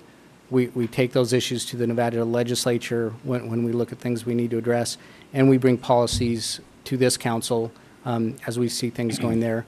We also just started working with the Desert Research Institute. They have a Western Regional Climate Center where they're monitoring climate change impacts in the Great Basin, and they're consulting with us, and we've just started this process of meeting with them monthly and figuring out how we can start planning our infrastructure, public works needs going forward 20, 30 years based on severe weather, issues about fire, changes in flooding events, changing in snow events, water retention, and we're starting to work in this regional fashion with the scientific knowledge of DRI to see what we can be doing in next steps and borrowing from those other communities that are leaders in it. Okay, so that's good because, you know, a lot of this is starting to move into disaster mitigation, you know, drought, you know, planning, which would be what our consideration is versus, you know, sea change rising, not that big for us. So that's good to know. So there's somewhere a menu of policies that we can take as the policymakers and think about how to thread those through, you know, our operations, and that's written down in the Washoe County plan then, or? Some of it's in the plan, some of it we're still developing. We'll be Okay. bringing back policy issues for your consideration Okay. over the next couple of years based on Okay. the progress we make and the information we get. Okay, and on a different side of things, I am hearing quite a bit from Southwest residents. Southwest has, you know, a lot of tree and vegetation coverage, and some folks are really concerned that they're not going to be able to get out as much of yard waste, which, as well, are you composting? And sometimes I do hear, yes, I am composting, and I know from my own household we can only compost so much of that stuff. So, are we going to? I mean, one, how fixed is the franchise in some of these specifics, and two, we're not going to yard waste, and are we integrating? You know, some folks were saying, does the city even come by and pick up yard waste? I know sometimes they do come by with leaf blowers. So that's some of what I've been hearing from Southwest residents. Well, first I would say we have a lot of this information up on reno.gov. If you go to the Reno recycling page, we have a lot of the information on our program, details of the program, and a link into the waste management page, which has a great fact sheet. And I think you have a printout of part of that fact sheet that answers a lot of the citizens' questions. So I definitely direct them to that. That link is also in your handouts. The decision by this body back in November, we weighed a variety of options for how to deal with that green waste. We do have an option in the franchise to add the third bin as a green waste bin going forward with another rate increase. When council's comfortable, we wanted to wait a couple of years and get into this program and do that. Council can change the agreement really at any point in time. We can add in additional services with an additional fee increase to cover those services. What we struck, what the council voted on in November, was a balance. We brought in options for, you know, a fall clean out, extra stickers, and it came out to having those who use a lot more of the services pay for it and not having all 63,000 residential customers pay for that if they're not in that category, and that's what council came up with. But there are options. I mean, you've got you have more capacity by having the garbage can and the recycling can, and more being able to go in the recycling can. You have the 20 stickers. You have the 4 free trips to the transfer station. You can buy extra stickers if you're a heavy user. They're $2.25 a piece, or a book of 20 for $40. You can actually get a second bin. If you've got your 96-gallon garbage can and a 96-gallon recycling can, you can get another 96-gallon recycling can for $537 a month, and you can have that year-round, or you could have it just for 3 to 6 months when you have a lot of green waste. So you could have it as to accommodate that at a lower price. So there are options in there for citizens who have a lot more waste to be able to get rid of it. They just kind of pay if they have a lot more waste, and all that's included in those fact pages of the waste management site. Will there be an annual report on how the franchise agreement is working? Yes. Okay. And I should have mentioned that. That's okay. What we're going to do is we're implementing this through November, and it'll be rolled out, and we're evaluating how the system goes. We came up with that 20 sticker based on what usage traditionally had been in our community, and balancing that with cost. But we're going to evaluate the whole program, and at the end of the year, both on the commercial side and the residential side, we'll bring back recommendations to council as to how it's going and how it's moving. And from that point on, we actually have a 5-year look-in review where we sit down every 5 years and have a thorough review of how the system's going, and we can make changes at those point in time as well. So really, council can bring changes forward at any time with realizing that there will be a cost associated with that. But we have a 1-year look back, and then we have 5-year reviews throughout. Okay. And, just for what it's worth, for me, for recycling, if it's going off to China where it's going to be melted down and pollute, over there, or it's going to be, going across the ocean and all that, I really just, where are the markets? For me, when I recycle, I want to know, is it taking more energy to take it where it goes or not? And so. And then we're going to come back to Ms. Jordan. My question is from just a functional standpoint, and sorry, I'm new to this discussion, and maybe a representative from Waste Management can answer this. Okay, so first off, this fact sheet, which I understand people can access via the Reno.gov, will it also be sent out in the bills, and starting when? I can just envision the customer, process when this starts. And how does it work for someone who says, we have a 96-gallon trash can and we used to be able to put 5 bags outside of it in addition to, is that something I have to put a sticker on now? Correct. And I only get 20 of those on an annual basis unless I purchase more of them? Correct. Okay, well, this information, is it going out in the bills and starting when? I mean, we did the first bill insert went out in April, and it announced the program. There's another bill insert that'll be going out July 1 that has more details on the program. Waste Management and we have our first joint appearance tomorrow at UNR's event, but we'll be going around to the neighborhood advisory boards. We're working with the public relations to get press releases out. There will be radio commercials. There will be videos to show people how the new program is working. And we'll have a full education campaign going through the fall and the rollout of this program to get everybody understanding what's going on there. And as you receive questions or comments, if you can direct them to me, I'm keeping a running log of all the questions, concerns that we're getting so that we can have that full tally to bring back to you in the fall when we do that 1-year look back, so you have an idea of what tweaks or changes to the program we need to make. Okay. Any further questions? Okay, thank you very much. Thank you. At this time, we're going to move to the consent agenda, and after we finish the consent agenda, we're going into recess, and we're going to call the redevelopment agency into order. Any items you want to pull for discussion on the consent agenda? Ms. Brackus. Mayor, I'd like to ask for discussion E2, E5, and E14. E2, E5, and E14. Any others?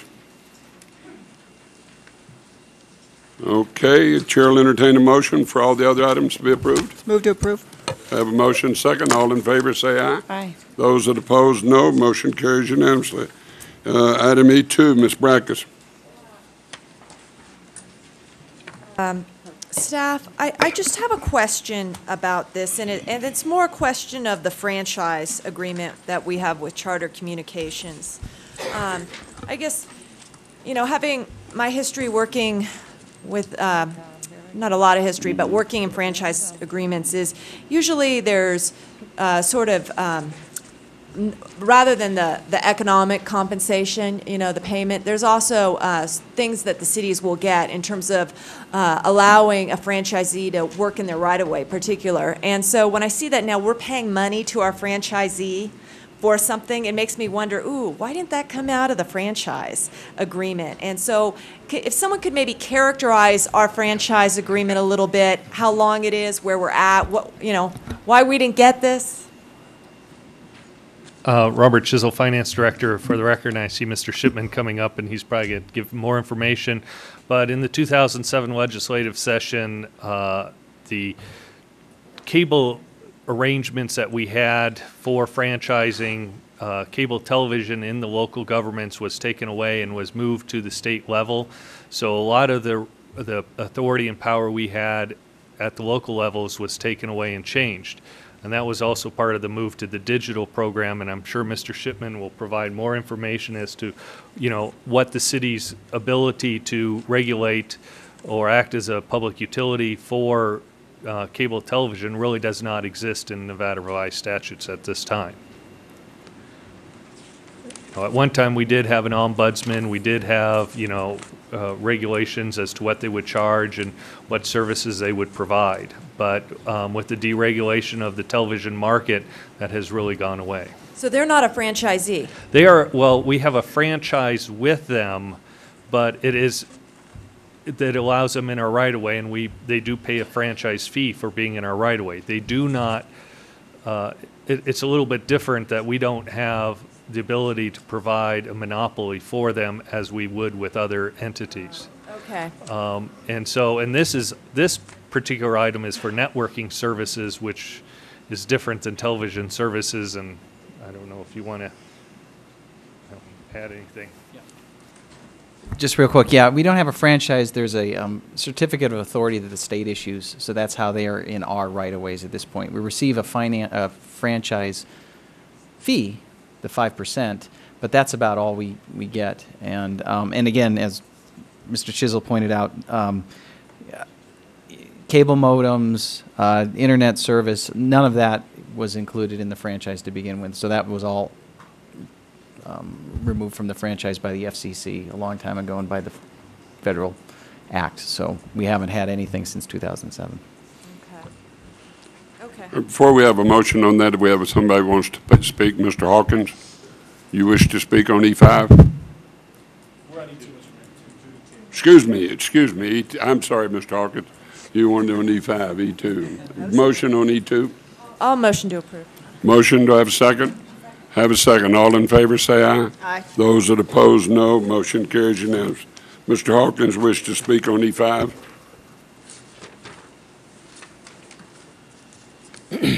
Yeah, I probably jumped the gun on this one by about one meeting, but I was concerned about the sewer analysis flow for this bungalow project. And after talking with CFA's Angie Foose, as well as Bill Gall from the city, they've assured me that everything should meet the requirements of the city. So I really have nothing to say at this time. Okay. Thank you very much. E5. Mr. Mayor, as I did not support this previously before we came through, I won't support the certification. I don't believe that the city is being or acting consistent with the Nevada Revised Statute 278A related to planned developments in this action. Move to approve. Have a motion. Do I have a second? Second. Have a second. All in favor, say aye. Aye. Those that oppose, no. Motion 5-1. All right. E14, Ms. Brackus. I have a question in here about annexation policy. There's a statement in this priorities report that says there were 3 annexations in 2012, approximately 4.97 acres, and I understand that because I think I participated in 2 of those. Yeah, that's right, because they came in actually in 13, but they were, counted for 12. But there's also a statement that we have annexation for 2 parcels off of Leather Lane totaling 38 acres. Because these parcels are non-contiguous to the city limits and are not identified in the city's 7-year annexation program, staff cannot currently process this request. I'm confused, and I remember when the previous council was discussing what became Winnemucca Ranch, and we had an annexation in, and it was maybe same facts scenario. Why do we take an annexation request for people we can't annex? I mean, could someone from Dayton come in with an annexation request and we take their money? I mean, why do we need these? Nathan Gilbert, Associate Planner. That policy is currently in the adopted 7-year annexation program. So it is the process that we follow, the adopted process in that program. That may be something council wishes to consider in the future, but as it stands now, we require annexations for development projects, even if they're non-contiguous and could not effectively be annexed. The only way around that would be if they were identified in our 7-year program of annexation or that policy were somehow modified by council. Okay, so I guess then maybe you're getting to something I didn't realize is those properties had development requests that we acted upon because they're in our extraterritorial jurisdiction then? Did they come in with something along Correct. those? Okay. So we're still in the mode of approving a business license or a building permit or a variance, a special use permit for properties in the ETJ, but not annexing them at that time. That's correct. Okay. When do we see doesn't the 7-year plan have to get updated every year or come before us every year? It doesn't have to be updated. It can be updated annually. When was the last update? I don't know offhand. I believe 2 years ago. Okay, okay. Thank you. Chair will entertain a motion. I'll motion. I have a motion second. All in favor, say aye. Aye. Those that oppose, no. Motion carries unanimously. Reno City Council will be in recess for a period of time here. Now we will call a meeting of the Redevelopment Agency to order. Roll call, please. Shivi. Here. Breckus. Here. Sadra. Absent Delgado. George. Jordan. Here. Cashel. Here. Public comment. Having no public comment cards? I'll close the public comment section, bring it back to the table. Approval of the agenda. Have a motion. Do I have a second? Have a second. All in favor, say aye. Aye. Those that oppose, no. Motion carries unanimously. Item D1, presentation, discussion, direction to staff, potential approval of development plans for 50 South Virginia Street, the former post office building, for possible action. Yes, sir. Mr. Mayor, council members, for the record, Bill Thomas, Assistant City Manager. What you have before you this afternoon is the first step in the implementation, actually not the first step, but a subsequent step to the purchase agreement between 50 South Virginia Street LLC and the Redevelopment Agency. In that agreement, that purchase agreement, there was a requirement that after the development plan required as part of the the National Historic Register process, which runs through the State Historic Preservation Officer.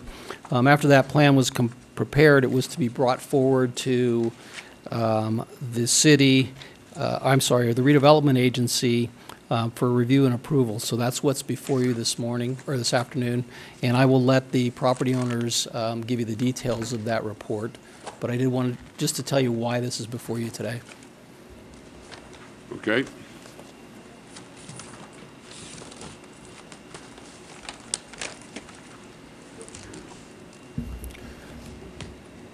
Council members, thank you very much. My name is Bernie Carter, and I'm the managing member of 50 South Virginia LLC. We endeavored on this project about 8 months ago. We've been working on the project for about 2.5 years, but we're able to acquire the post office about 8 months ago. In January 1st of this year, we were actually able to, the post office actually left, and we actually were able to assume the responsibility for the building. During that time period, we put together a group of individuals to prepare a development plan, and I'd like to introduce them to you today.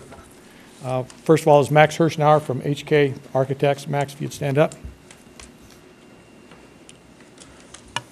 Melinda Guston. Melinda Guston is a Western advisor for the National Trust for Historical Preservation and has been such since 2006. No. Mela Harmon, and Mela is right here. Mela is our architectural historian. And then we had Greg Meebust, who's our landscape architect that worked with us on the project also. We've developed the plan that you have received. It's approximately 250 pages long. That project complies with all of the requirements historically that we've put before us. In addition, we've met with the Historical Resources Commission and the Redevelopment Agency Advisory Board. And in both of those meetings, we received unanimous approval of our project. So we're here today requesting approval also from you as required in our agreement for the project. It's 250 pages. I doubt if you've all had a chance to read through all of it. The last 200 pages deals with guidelines, specific guidelines on what we have to do, and anywhere from cleaning the roof to the tiles to the floors, the terrazzo floors. The basic concept for the development is very straightforward, and the primary emphasis will be in the landscaping and in the roof area. Other development in the project or other reuse of the project will have to be approved by the State Historical Preservation Office, and they have also approved this development plan. So with that, I'll just ask for questions, and we're very happy to have the opportunity to move forward on this project. Incidentally, about 3 weeks ago, we had an open event where we invited the public to come down and bring us comments and tour the post office. And we had the State Historical Preservation Office helped us with that. The Harps people helped us with this, and the Historical Commission and the Oral History Department from the UNR. All were down there receiving information and offering a tour. We had, when I was driving down there, I was hoping we'd have 8 or 10 people show up, and we had 300 to 400 people. So it shows us the emphasis and the importance of that building in our community. So we'll just be prepared to answer questions. Okay. Ms. Harmon, do you have something to say? I'm just here to answer any questions. Thank you very much. Council members, any questions? No, but I'll. I think you're really following the procedures, and I appreciate that very much. Mayor, I have Ms. a Brecker. question. Bernie, I commend you all on taking this project on. I really do. I think it's great, and it seems, you put together a good team. The report, I didn't read all 200 pages, but I got pretty far in. It's best practice for sure. But, in reviewing the document that we signed with you all, and we didn't get a staff report with this, so I had to go off my own interpretation, and also, I wasn't here before. Today is a milestone determination by us. And we have a right to exercise, I guess, purchasing it or something. So today we're taking action to say that we accept the report, and in that then we give up a right of repurchase. Is that your interpretation of the agreement? No, you don't. Not totally. There's 2 items that have to occur. The first one is the approval of this development plan, and the second one is that we have to have 35% of the first floor leased within, I believe, a 5-year time period. If we don't do that, then you have the right to repurchase it also. Okay, and the repurchase is with all the money you put into it plus the purchase price. Is that your recollection? It's the purchase price plus money that we've actually, yes, that we put into the project. That would be the maximum amount that we'd receive. Okay. And I'm good on all that, and I understand. My only concern about your entity is that, you're just like a 2-person LLC, I think, maybe 2 or 3 parties. There are 4 members. All private Yep. individuals. And this came up with Mr. Simons, too, because he had a personal guarantee. And what if something happens down the road with some of the parties, and the project gets held off or goes into a situation where, it's tied into someone's personal assets and long drawn out, because it could be a 10, 12-year build-out project, particularly if we get into delays with the bridge. So I'm wondering what the thought has been into that, because we could have the Jewel building downtown stopped midstream while, worst case scenario, it's going through some sort of probate situation, something like that. Not to talk ghastly, but that's, a concern. Right. Well, first of all, there's a bunch of questions there that you asked. Okay. The first one deals with the ownership of the partnership. It's an LLC. It's a limited liability, Nevada Limited Liability Corporation, which means that only those membership members, if a person is deceased or becomes disabled, it's like a stock share. It only affects that one stock share. So the balance of the company would continue on. The second question that I heard was what happens if we're not able to perform? And we've seen examples of that in our community that we are dead set against. We had over 2 years to prepare this report and still meet that criteria. Here we are less than 6 months after we actually took over the building and are prepared to move forward on that. So I can assure you that we will continue to move forward. There are no guarantees. We can't guarantee any of it, but we will continue to move forward. And with the team that we have, I think we'll be able to do that relatively quickly. We hope to be able to have actual tenants in that building by the end of this year, well before the 5-year guidelines that we have. And that's why those guidelines, as I understand it, were put in the agreement. Successor and interest provisions of the agreement. Could you all sell this to another developer and then the agreement goes with it, or do you recall? I believe we could, and it would go with it, but they would be bound by the same requirements that we have because it's a historical structure. Right. Any other questions, anything? No, that concludes my question. I just had a question. So the build-out timeline that you have on this is how long?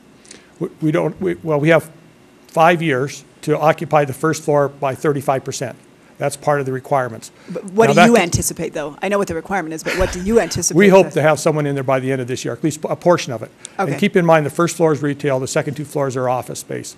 And so, because we're able to get these requirements, these meetings, we're able to move that up quickly. So hopefully we'll have most of it done this year.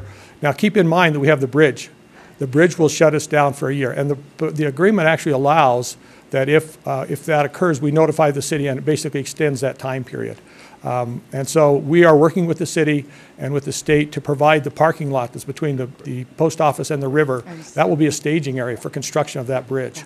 And so we're working with them to be able to do that. So that's the only thing that could extend that time period. We hope to be much quicker than that and to have, like I said, people in there as early as this year. Do you have potential tenants that are waiting on the bridge? In other words, saying, we hope to, but we'd like to see what the progress of the bridge is? I'm just trying to get a sense of. We've had a number of different contacts, but we actually are basically taking their name and phone number, because until we're able to deliver the product, unless we didn't tell it specifically, you can't deliver. And so you don't know what it's going to be. I just didn't know if the bridge was a point of conversation now and holding up some of your possible development moving forward. It will be, but we keep pointing out to them that Mill Street, which this is basically a one-block street, has diagonal parking on both sides. And so obviously parking is a big issue. And so that's part of the game plan and part of what we acknowledge, and we let people know going in. Ms. Sheevy? Oh, I just wanted to say, congratulations on your Sticks project. I think it looks amazing. And Thank you. I have every bit of confidence that you will do the same thing with this property. We're looking forward to it. I commend y'all for getting the historical resources involved and the people and following just what we all put in the guidelines, and we really appreciate it very much, and thank y'all for doing a great job. Thank you, Mr. Mayor. Chair entertains a motion for approval. Second. Have a motion, second. All in favor say aye. Those that oppose, no. Motion carries unanimously. Identification, any items in the future? Mayor, I'll repeat my request, and I think this item is a reflection. You know, we didn't get a staff report because we don't have redevelopment staff, right? You know, it would have been a little clearer. And this was, if you look at the long history of redevelopment projects that we've been doing, you know, over the last 10, 15 years, this is maybe we didn't put money in this, like, you know, redevelopment TIF or anything, but we passed through. But the redevelopment agency is out of ability to participate in future public-private partnerships.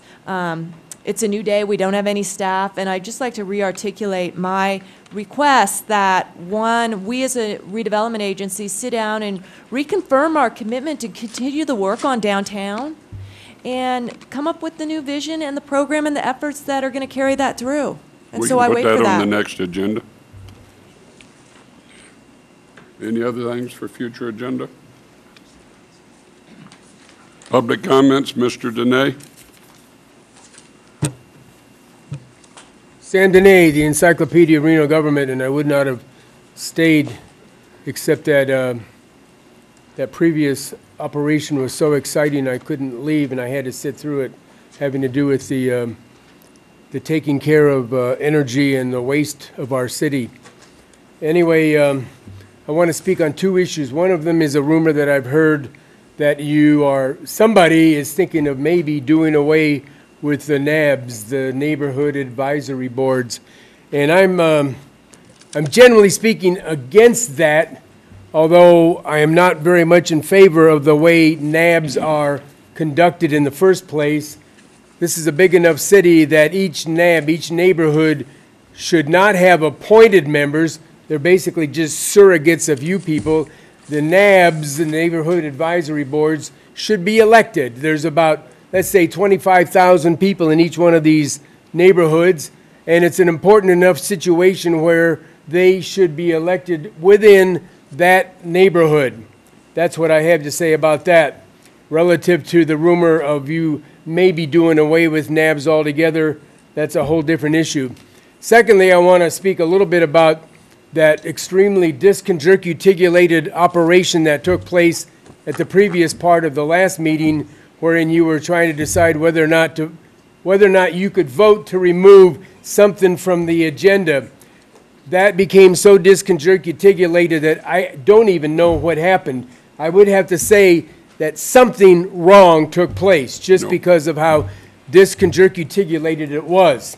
And, but notwithstanding the fact that maybe nothing was wrong, the concept that you removed, that you said you removed that particular agenda item from the agenda, not this agenda, but the city council agenda, that is okay. However, the open meeting law and the spirit of the open meeting law demands that if it is printed on the agenda, that goes out to all of the citizens, printed officially on the agenda, and there it is for the people to see. A great big, very important item, and there may have been dozens of people who came to the meeting to talk on that, and it's not right for you to be able to say, we're taking that off of the agenda, and thus we're not going to open the agenda item. Once the issue is on the agenda, and I've seen open meeting law complaints put in there, and even the Attorney General, the Nevada Attorney General, who doesn't always do the right thing, even the Nevada Attorney General has said that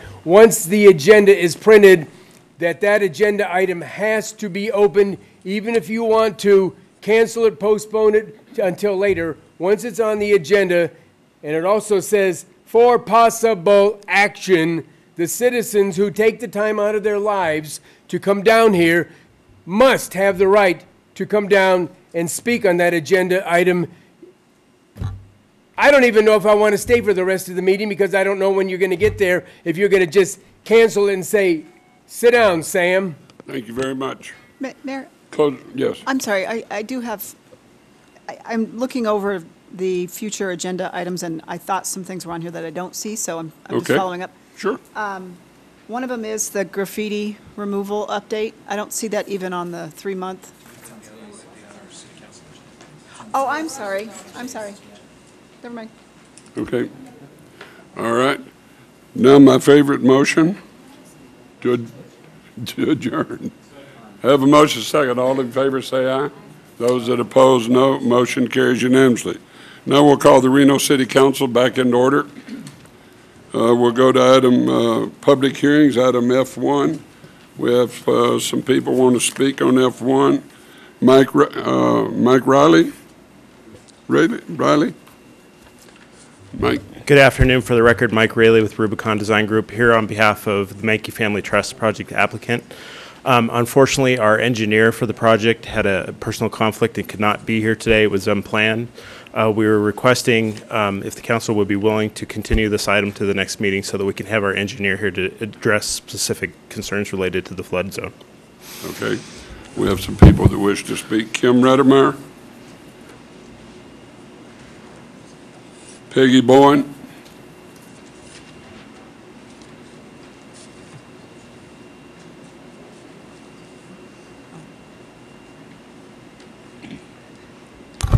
For the record, named Peggy Learbowen. The reason I put F1 on what I wish to speak to was it seems like this is a sign of the times. This is in the same area as the University Farm, over on McCarran in East McCarran. And here's somebody who also wants to change their permit so that they can do more business in that area and possibly change the land use as it now is. And it is of a concern to me that the Truckee Meadows and the essence of the Truckee Meadows, especially in that area in regards to the university and other properties nearby, remain in the essence of this is a agricultural concern, and they're just chopping away and getting closer and closer to a university classroom, not just a farm, but the actual classroom. And I was able to witness a presentation by the University of Nevada Reno president with the county commissioners, and it's trying to circumvent the Board of Regents and having the College of Extension come under his purview, as well as the College of Ag coming under his purview. And it seems to be a license and an opening of the gateway of a flood to commercialize what is now our agricultural area in this community that I feel that it's incumbent upon us to maintain. They said it's written in the original 1864 Constitution of the state of Nevada, that the legislature was to do everything possible to maintain and improve, and the essence of everything to do, and they listed several colleges, including the College of Agriculture, and I would hope it would be incumbent on our county commissioners, as they acted last week in saying that they turned down the president and his idea of taking over everything with the College of Extension, because Northern Nevada has the 17 counties because of the nature of our being more agricultural at this end of the state. And they were not only going to send their disapproval to the concept of it going under the president, but also in minimizing agriculture within this state and within this community. They were going to send that notice to the Board of Regents, to every other county, that the president of UNR had floated this before the county's meeting, and state in no uncertain terms how opposed they were to this type of dismantling of the agricultural responsibilities of our community. And then they also said they were going to include in that packet to the counties and to the Board of Regents the information that had been done by those who know more about agriculture and the sense of what our communities need and what we need as a state, that by more educated people in that field. That would be also included in the packets to go to the Board of Regents and to the several counties who'd already voted in their meeting to go against that.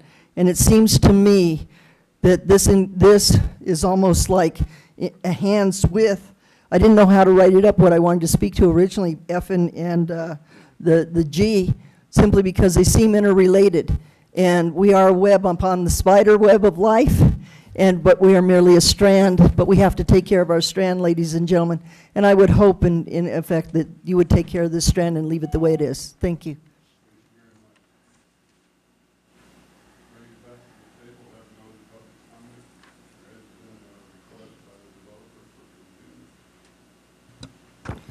I'm fine with it being continued to the. I'll second. The motion, yeah. Mr. Mayor, Tracy Chase, Reno City Attorney's Office. Since this is a public hearing, you might want to pick a date certain so the cost of publication would not be incurred by the city again. May 8th is, continue to May 8th. Second. I have a motion, second. All in favor, say aye. Aye. Those that oppose, no. Motion carries unanimously. Ordinance adoptions, item G1.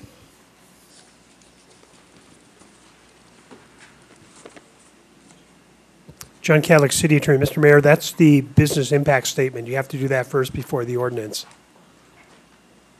We just accept that, right? Yes. Move to accept. Have a motion, second. All in favor, say aye. Aye. Those that oppose, no. Motion carries unanimously. Item G12. Which is ordinance number 6287, an ordinance amending the Reno Municipal Code, Title 12, Public Works and Utilities by adding Chapter 12.24, Reclaimed Water Service, together with other matters properly relating thereto. Have a motion, second. All in favor, say aye. Aye. Those that oppose, no. Motion carries unanimously. This item G2, has been pulled, but there is this person wishes to speak, and I'll recognize her, Peggy Bowen. Do you wish to speak again?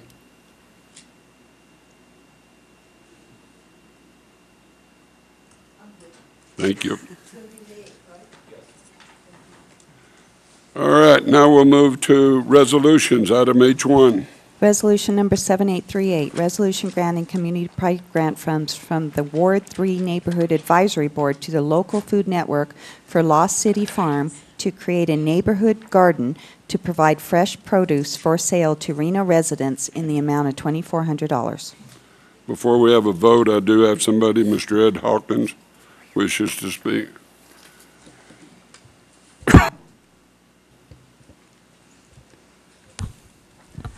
For the record, Ed Hawkins, Ward 4, NAB Chair.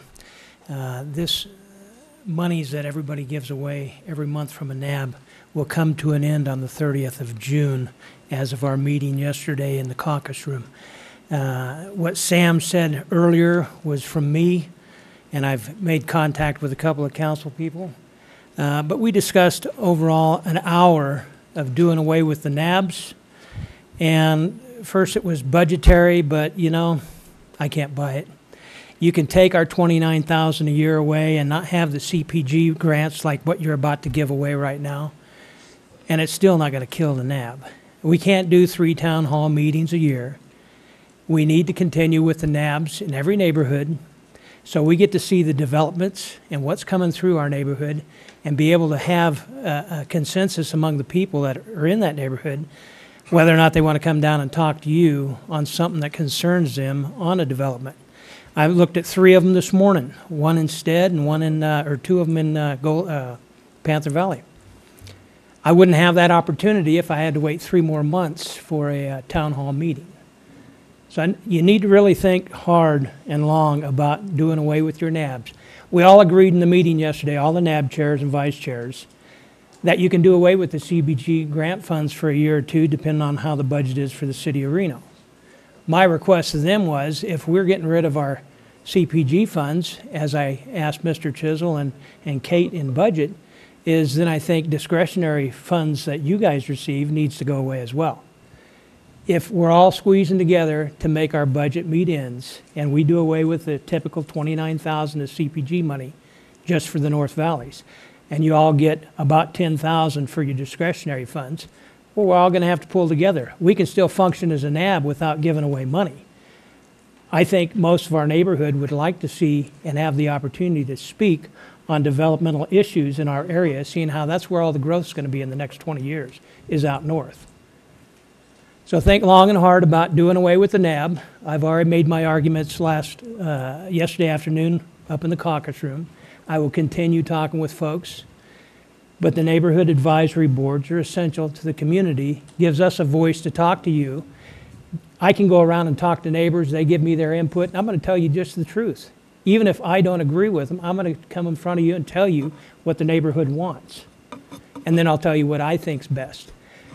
But it doesn't matter what I think, it's what you understand what the neighborhoods require, like in Mr. Delgado's place, or Hillary for the whole town, or Councilman Dortch. We took care of that project 2-3 weeks ago for crushing rocks and landscaping, and that's what it's meant to do, to get the folks together here and let you know their concerns. Do away with the NAB, we have a serious problem. 3 meetings a year as a town hall meeting is not going to cut it. That's all I have. Thank you very much.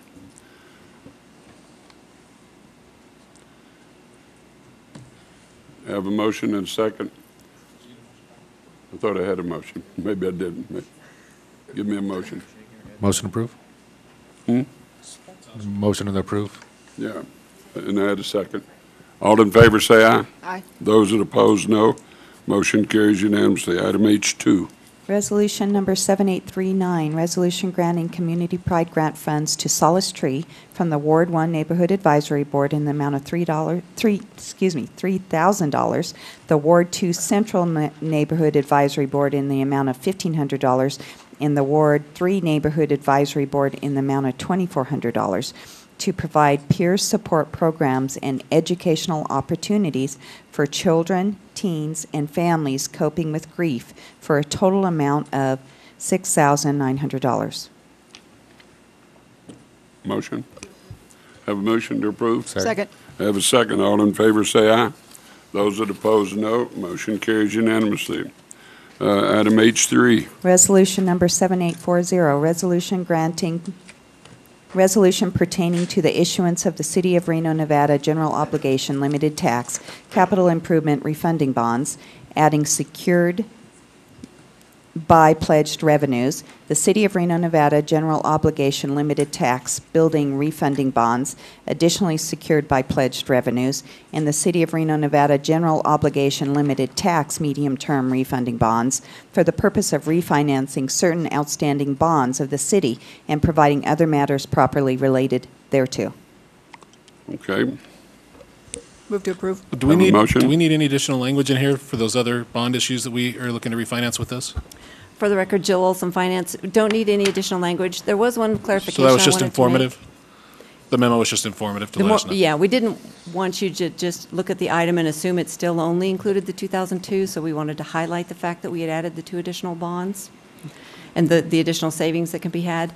The one clarification I wanted to make on the building bonds, the primary revenue that's pledged to those bonds are court assessment funds, but the secondary pledge is C-tax, and a flat amount of court assessment funds are used for the bond payment, and then the difference is paid by the general fund. The majority is paid by court assessment, but there is a general fund portion. So the savings that would occur from this refinancing would actually occur in the general fund. And we're not extending the life on any of these bonds, correct? Correct. Okay. Life is staying, all the maturities will remain the same. And we're not borrowing any extra money or anything? No excess funds, no new Okay. maturity dates. Okay. Have a motion and a second. Any further discussion? All in favor, say aye. Those that oppose, no. Motion carries unanimously. Item H4. Resolution number 7841, resolution of the City Council of the City of Reno, Nevada, in support of the development of Juniper Village Apartments and its request for an allocation of low-income housing tax credits through the 2013 Qualified Allocation Plan. Have a motion. Do I have a second? Have a second. All in favor, say aye. Aye. Those that oppose, no. Motion carries unanimously. Item H5. Resolution number 7842, resolution approving a donation to Entrepreneurship Nevada, a 501c3, for sponsorship of a Signature City of Reno background display for the April 26, 2013 TEDx conference in the amount of $4,000. Move to adopt. Have a motion. Do I have a second? Have a second. All in favor, say aye. Those that oppose, no. Motion carries unanimously. Ordinance introductions. We don't have a standard. Public Works, item J1.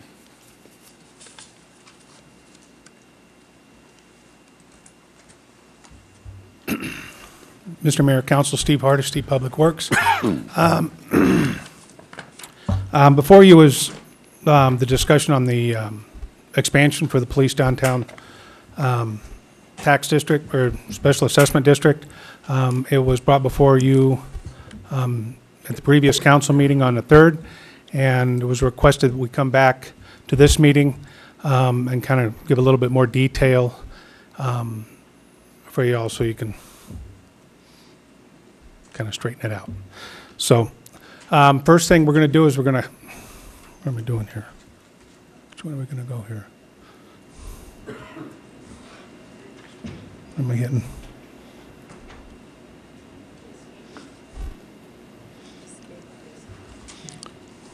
Since you're on it.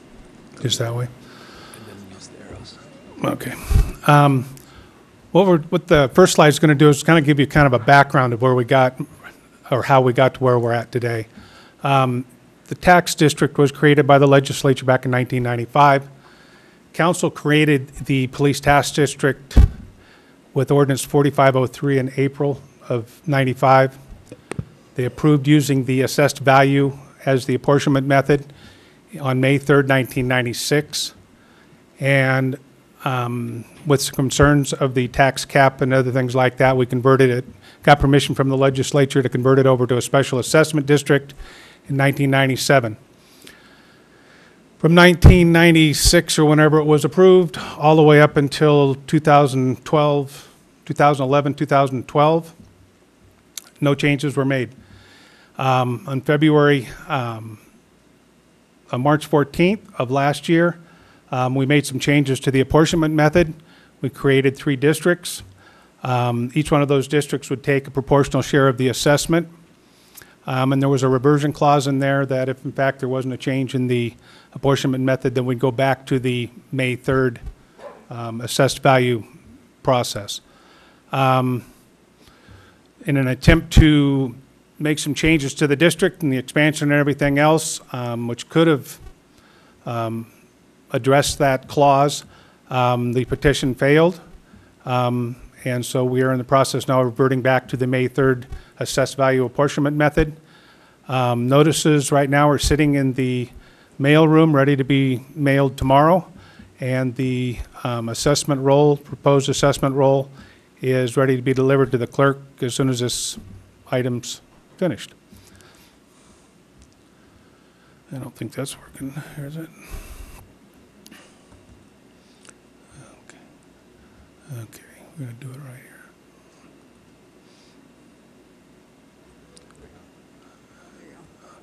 here. Oops, I'm going to go back now.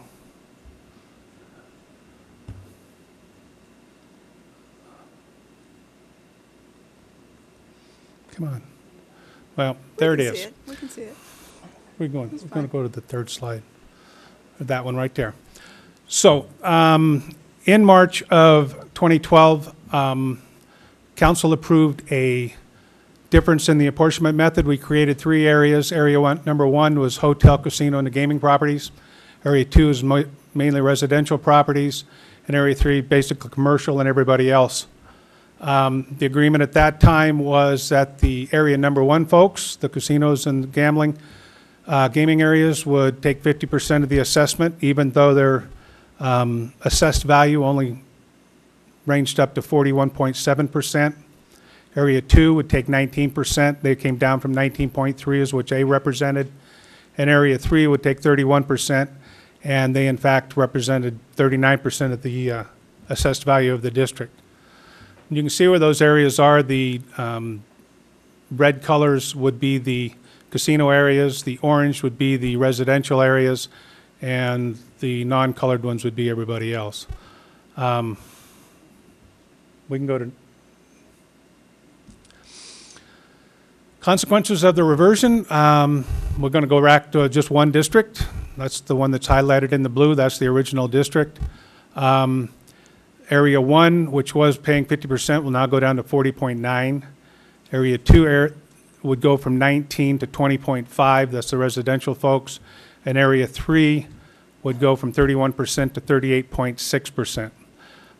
Police subsidization of the district of about $500,000 would continue. So at this point, I'd like to turn it over to the Chief of Police, and he'll do the next slide. Honorable Mayor and Council, Steve Pitts on behalf of the Reno Police Department. At the last council meeting, you gave us direction to work on some suggestions, at least for the police SAD, and based on that, we actually had conversations in the lobby with several of the people that have assisted us with this process for many, many years.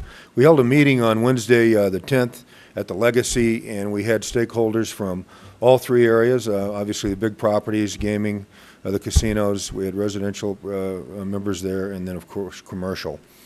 Stakeholders understood at that meeting that Steve just indicated that we're going to revert back to the assessed value from the previous slide, and the discussion really surrounded Steve's done an incredible amount of work over the last couple of years with these different options, and we don't want to confuse you with those today, but there was an option on there which is considered option 4, which we discussed at some length, and then really as a group we decided that the recommendation to council today would be to give us direction, maybe with forming a committee as we did with the Downtown Alcohol Advisory Committee. Now, we already have a police district tax committee that meets. In fact, they just met this afternoon at 1 o'clock. And our recommendation is really to form a committee, have some strong leadership on that committee, as we did with the DAC. I believe that was in 2011. Roberta was actively involved in that with us at the Reno Police Department, and really take a look across the country at best practices and really kind of what would be the next practice for us in the city. And we may find some assets that other cities or municipalities use in their SADs, or eliminating part of the SAD and using other resources and assets, and then come back and provide recommendations on lessons learned from what we've been doing really for the last 20 years, and then recommendations for maybe the road ahead. The one thing we didn't want to do today is come in and say, you know, what we should probably do is wait till the latter part of 2013 and start making some decisions or have some direction with relationship to this matter. And so what we would recommend, at least the body that met on Wednesday, is that we form a committee with strong leadership, and then we periodically come back. We schedule it obviously on the council agenda to come in and give you periodic reports on what we've learned, maybe what the direction for the SAD or downtown should be, and then we're ready to go by January of next year, and we're not into March or April. I'll take any questions. I guess Steve and I can take questions. Chief, Yes, ma'am. or Mr. Hardesty, remind me, how much is this kicking off? It varies every year, but how much do we anticipate this to kick off, this SAD? You mean as far as how much revenue do we acquire? Yeah. We acquire about 1.3 million. I put another 500,000 in. Now, when you say you put another 500,000, I'm trying to figure that out. what do you base that on? Is there like a certain amount of police, budget attributed to every, neighborhood or square acreage or per capita or something? It's not that precise, ma'am. What it is you take that 1.3 million, which covers the basic salaries for those 12 officers and 2 supervisors. Okay, so it's a total of 14. On top of that, though, we're running a lot of operations, and the bike team runs a lot of different operations. They're not just handling calls for service.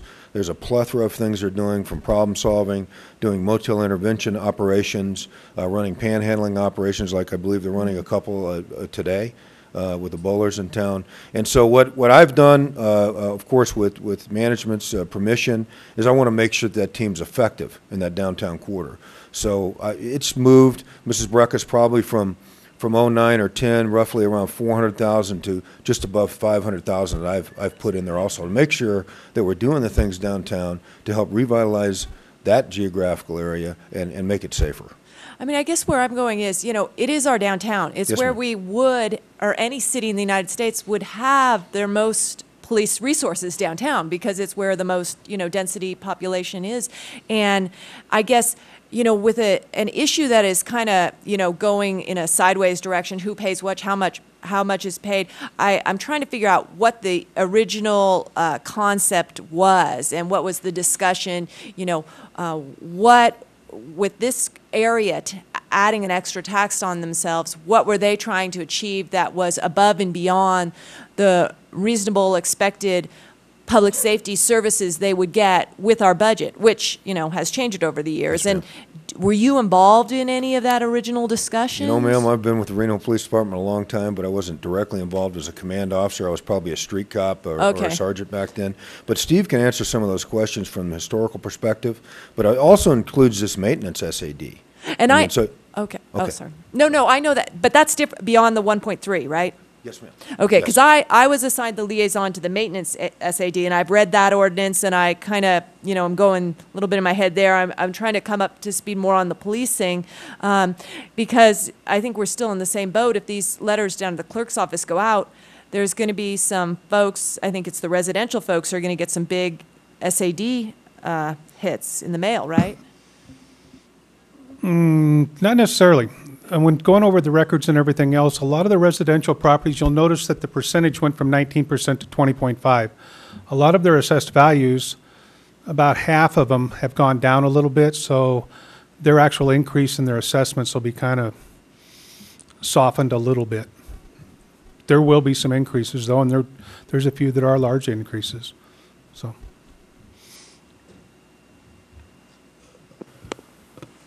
Any other questions right now? I think it's a great idea to put the committee together and study this, and how do we go about establishing this committee and get it going, and we're going to have the red put the committee together, or how do we want to do it? Yeah, that was my question too. Well, Yes, I ma'am. guess, Yes, ma'am. I guess, my previous comment when we convened as the redevelopment agency is, having the big discussion about what is our commitment to downtown, the redevelopment agency, what tools do we have, where are we moving? And if we go off in this committee, this committee's maybe implementation of this greater vision, a safer, and an extra surplus commitment of resources, maintenance and public safety, and that's implementing a vision. And I'm wondering if we're not there with the vision, the plan, the ideas, need to get that kind of out there and have that conversation before we form the committee. And I'm also raising the question, were these two ordinances adopted by the city or the redevelopment agency? Does anyone know? Steve? City. I believe I think they were done by the city. Tracy Chase, I'm Reno pretty sure. City Attorney's Office. It would have been likely they would have been part of the city process, council member, because the redevelopment agency doesn't have independent legislative authority. May I, Mr. Mayor? Yes, sir. I'd like to comment on Ms. Breckus' observations. We've worked very closely with the RAD and many of the different groups that are in the downtown quarter trying to do good things. And I think you make a good observation, and actually we impaneled a summit last year that we held at the police department and worked with these various groups. And I think you're right, ma'am. I think what really is the vision and direction collectively for downtown. I think you have a lot of good people working maybe in pockets right now, trying to make that work. But I think it would be important maybe that we worked in tandem with them as we develop this committee, and then hopefully we start to kind of align those two visions, at least over the next 6 months before we get into the end of the year. So. It's really our job to have that conversation and be on the same page. I mean, I was just in Chicago at the American Planning Association hearing from the mayor of Oklahoma City who says, their economy is going out the roof and can trace back 30 years of economic development activities, redevelopment activities, from recovering from the Oklahoma City bombing. And it really does take, and I don't mean to discount anyone at the staff or the business or the resident level, but it really does take a council body to have that, I think, kind of spark. And I think that's a conversation maybe we need to have. Ms. Jordan? The group that you and I spoke about once before, which kind of did come up with a bit of a vision for downtown when it talked about policing. The RAD? Well, it was RAD, but it was called something else. I believe it was the RAD. Oh, okay. I thought you Yes, referenced ma'am. it as something else, but because I thought it encompassed a bigger footprint, and that was where I was heading with this was when you're putting together the stakeholder group, are you inviting the parties that could potentially be in the footprint, not the ones that are currently in it? In other words, If we were to expand. If you were to expand. In other words, I want to make sure that those that may come into the fray are included from the beginning in the conversations, because that may very well happen. Well, and that brings up an interesting point. I don't want to belabor the council on this, but it might be nice if you could maybe direct us to take a look at the scope and direction of what you would like us to do in the initial phase, which is who are we going to bring to the table as stakeholders. I mean, I can guess, who I think would be great to bring to the table, but maybe there needs to be an analysis of that. We could probably do that within 4 weeks or so and come back to council at sometime in May. Wasn't there already, though, in the proposed expansion of the district, There wasn't was there somewhat already of a footprint kind of there, laid there, out? There is. There's another footprint that goes in the expansion. But, I mean, we're going to have to sit down and work through some of that, and obviously work with these ladies and gentlemen who've been by our side through this entire situation and get their input. I mean, I think we could do that fairly quickly. Ms. Ross, you have anything you want to add?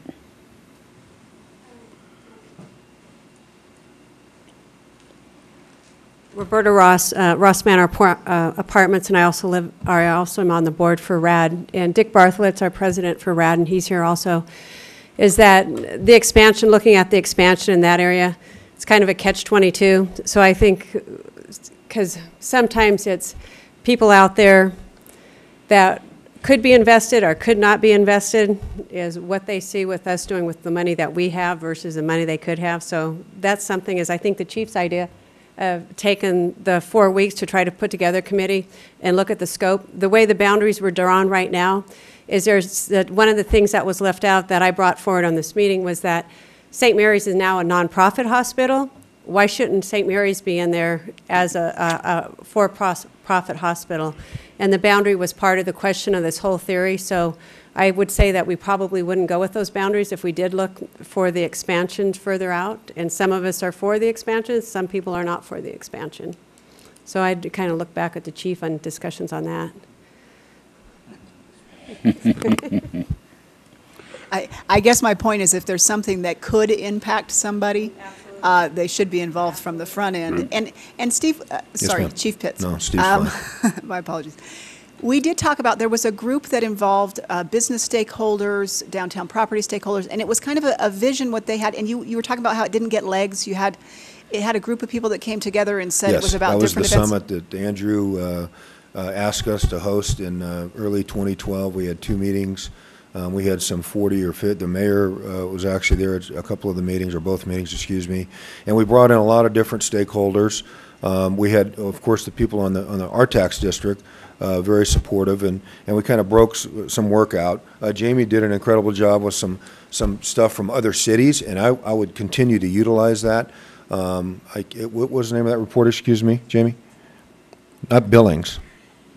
This thing was incredible. I actually sent it to you, remember? It has some great ideas in it. That's where I'm going back to Yes. Council Member Breckus's thing about the vision. Okay. There was a lot of great things that came out of that, and it just seemed like it kind of died on the vine. And so I think rather than recreating the wheel, that document Brookings Institute, excuse me. Yes, might be ma'am. able to be a framework, at least from, you had a great group, as I recall, Yes. in that, to maybe start the discussions again with regards to visioning as part of this. Okay. Yes, ma'am. Because I will say that Oklahoma City has rebounded, not because of their redevelopment, because of the oil industry. Some of the redevelopment went into it, but the main rebound, and I know a lot of those people back there, the oil industry has brought them back to life. Yes, Mr. Klinger. Mr. Mayor and council members, I just wanted to point out, for the record, there was some question brought up last time as to the process that Mr. Hardesty went through in regards to the petition. There is a memo that all of the council members should have received from Jonathan Shipman, Deputy City Attorney, answering some of those questions. And it is Jonathan's findings that Mr. Hardesty did not violate any laws, ordinances, or regulations of the council. So I thought it was important to put that on the record. There was also some allegations that he went door to door, and in the memo you'll find the responses to that as well, that Mr. Hardesty actually did not go door to door, that there were 3 letters that went out. So I thought it was important to put that on the record. Okay. Chief? Sir? I personally think we should follow what you're suggesting. Okay, and that's actually the work of really who's sitting right here directly behind me from over the years, and then last Wednesday in the discussion. And I just want to make sure I've got it straight, is we want to come back to council in May with some recommendations on scope and who the stakeholders will be. And then we'll formulate a committee based on that. Yes. That's great. Ms. Bragg. Okay, I have a motion, second. Any further discussion? Well, I guess the recommendation includes then that we are not going to take any action, so those letters will go out and the SAD will revert back to the 2013, okay? Right. And Yes, I guess what I would want, just like Mr. Getty's asked us anything we're hearing on waste management, I'd like to hear anything, maybe a report on what you hear from people who are getting their assessments, just so I know what's going on, And I did have that question. Roberta had concerns, you had concerns about what that number would look like, and it sounds to me like it's maybe less of an increase, or if any, than what you maybe thought it might be. But you mentioned something that some people may get a significant increase. Who are those some people? Well, a lot of it, ma'am, is based on the assessed values that the assessor puts on the property. Some of them are going to be decreased. If they put some improvements in, their assessed value is going to go up, and then their portion of the assessment will go up. So it really, there's no real way of picking it out. Now, the folks that are in the other category, the former area number 3, their assessments are going to go up about 8 or 9%. So that'll make quite a bit of a jump on them. So if they've got an increase in their value, as well as an increase in the of the assessment, then it's going to go up quite a bit. Example of what's in Area 3. Throw a property out there. Okay, that would be everybody. That'd be most of the commercial, non-casino, non-gaming, non-residential. It'd be everybody else. Okay. I have something else, sir? No, sir, just waiting for direction. I have a motion and a second. Any further discussion? All in favor say aye. Aye. Those that oppose, no. We're following your Thank you, sir. suggestions. Thank you, Council. Thank you. Item J2. Update, discussion, potential direction to staff regarding parking districts in the city. Thank you, Mr. Mayor, Mr. Klinger, council members. In our February 13th meeting, during the Midtown discussion, there was a request to come back and look at the overall parking program. So, and the observation I think that was made was that over time, we've developed these areas, we've grown the areas based on the input from maybe the immediate properties adjacent to, and so what we're looking to do is look at this more holistically. Under present, part of the draft reports that was included in your packet is just this one slide, which kind of shows where the responsibilities are under Public Works, under the City Clerk's Office, and under the Police Department. And with that, just kind of where the duties have been segregated working towards is actually looking at city best practices, actually, next slide, please. Research and review of best practices, we're looking into the areas of program management, our fees and fines, because we have a 30-some fines for parking based on different items. Looking at those, looking at the enforcement, looking at collections, so we can bring back an overall program view for you. Also, with the engagement, we want to get out to the different businesses that are involved by those different areas and develop program policy recommendations that we bring back to you in June. So we're looking at June 19th to bring back that information to you. We'll be spending the next developing, going out, engaging the community, and finalizing our reviews and bring back a program.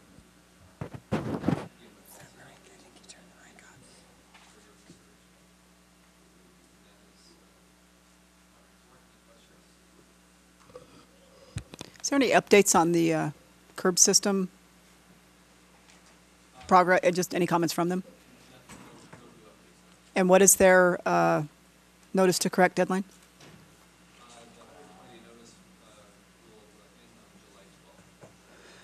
All right.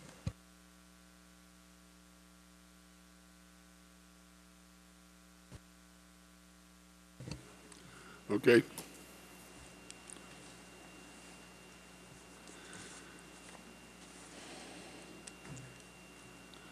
Here we go to item J3.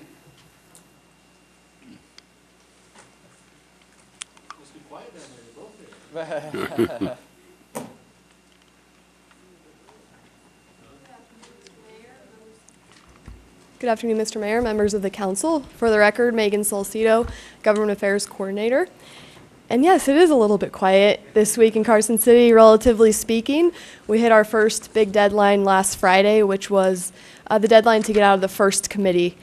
So any bill that did not get out of the first committee and was not declared exempt is effectively dead. And on our list, 105 of the bills that we were tracking failed to meet that deadline. The next major deadline is next Tuesday, when any bills that got out of committee must now get passed out of the floor of either the Senate or the Assembly, depending on what side they're on. So this week is busy with floor sessions. Assembly and Senate have been having multiple floor sessions each day. They'll just go into recess, come back in the afternoon, and try to get through as many bills as they can before that deadline. Today we have one bill for your direction, and this was put on the staff report at the request of Councilwoman Breckus, and it's SB 302, sponsored by Senator Brower and Assemblyman Hickey. And you'll see that it has been heard and passed out of committee, and then the latest update is that on Tuesday it was passed out of the Senate, so it's on its way to the Assembly. And what this bill does is it requires wherever a taxi cab company that's regulated by the Nevada Transportation Authority, if they require any of their employees or prospective employees to submit to a blood or alcohol test, and that employee or prospective employee tests positive, then the taxi cab company is required to do three things. One, maintain a record of the results. Two, pass the results onto the authority and release the results to any other taxi cab company that requests that result under certain circumstances. So we'll be looking for your direction on this bill. Mr. Mayor, if I may bring this up, why this caught my eye. A constituent who I think talked to the council before those of us who were new came on brought up concerns about taxi cab operations. And, I think it's a reasonable consideration to us because unlike, a business, a doctor, a lawyer who does business in an office, they do business on our streets. So it's a public safety concern. And she's raised issues with how we approach taxi cabs and then told me about this bill. I looked at it. We regulate taxi cabs in kind of an odd way in this state. We have a bifurcated system. There's the taxi cab commission that's specific to Clark County, and then the rest is this taxi cab authority, which is, so this is a bill that specifically is for Washoe County. And I did, since I asked staff to, give me some thoughts on this, hear back from some folks who did have some privacy concerns about this. Do you know if any privacy concerns were raised during the hearings on this bill? Unfortunately, Councilwoman Breckus, we're not at the hearing to hear what the concerns were. This was not a bill that was on our tracking list. We had over 400 other bills, and this one was not one of them, so we were not at the hearing to hear those concerns, but we can look into whether concerns were expressed, and we can chat with bill sponsor to Okay, find that because out. now it's going to the assembly side. Correct. Okay, so I don't know, I just, you know, I'm not necessarily advocating in support, but, you know, I think it is a good bill. Hopefully, maybe it'll, if there are privacy concerns that have been addressed or will be addressed, maybe they can be, you know, amended or dealt with.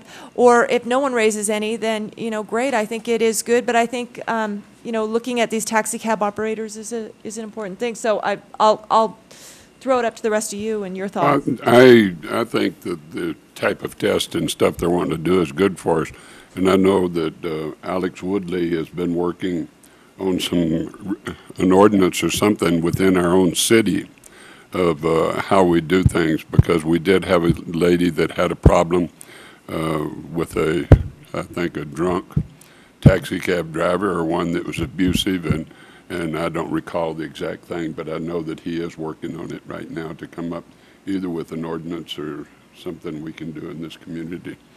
But I think as you go along, find out more. We've got plenty of time in the assembly, and so you can report back to us on where we are. Sure, we can do that. Happy to do that. I have a question, though. It says that the results, subject to certain conditions, release a record of the results of the test to another taxi cab motor carrier upon request. How long is that record maintained? I guess my fear is, have you blacklisted somebody who, I'm not saying it's okay to ever drink and drive ever, but now if you're sending this information out and every taxi cab company out there gets it and 3 years later it's still on their radar, that person, how does that person ever get a job again? That's right. Even if they straighten up. That's what I'm saying.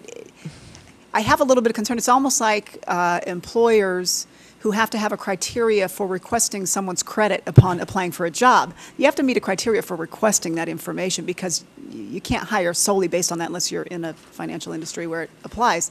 So I have some concern with. You're raising the privacy concerns that a third party raised to me. I mean, so I hear you on that, and I guess I would say maybe just go with the mayor. Yeah. How is the information released? Yeah, I have some concerns from a employment standpoint of our taxi cab drivers, in their ability to get future employment. Should this information be globally released and maintained for long periods of time? Those are concerns that we will definitely talk to the bill sponsor about and see if they have been addressed, and to see if they've been considered. And then we'll report back to you on that.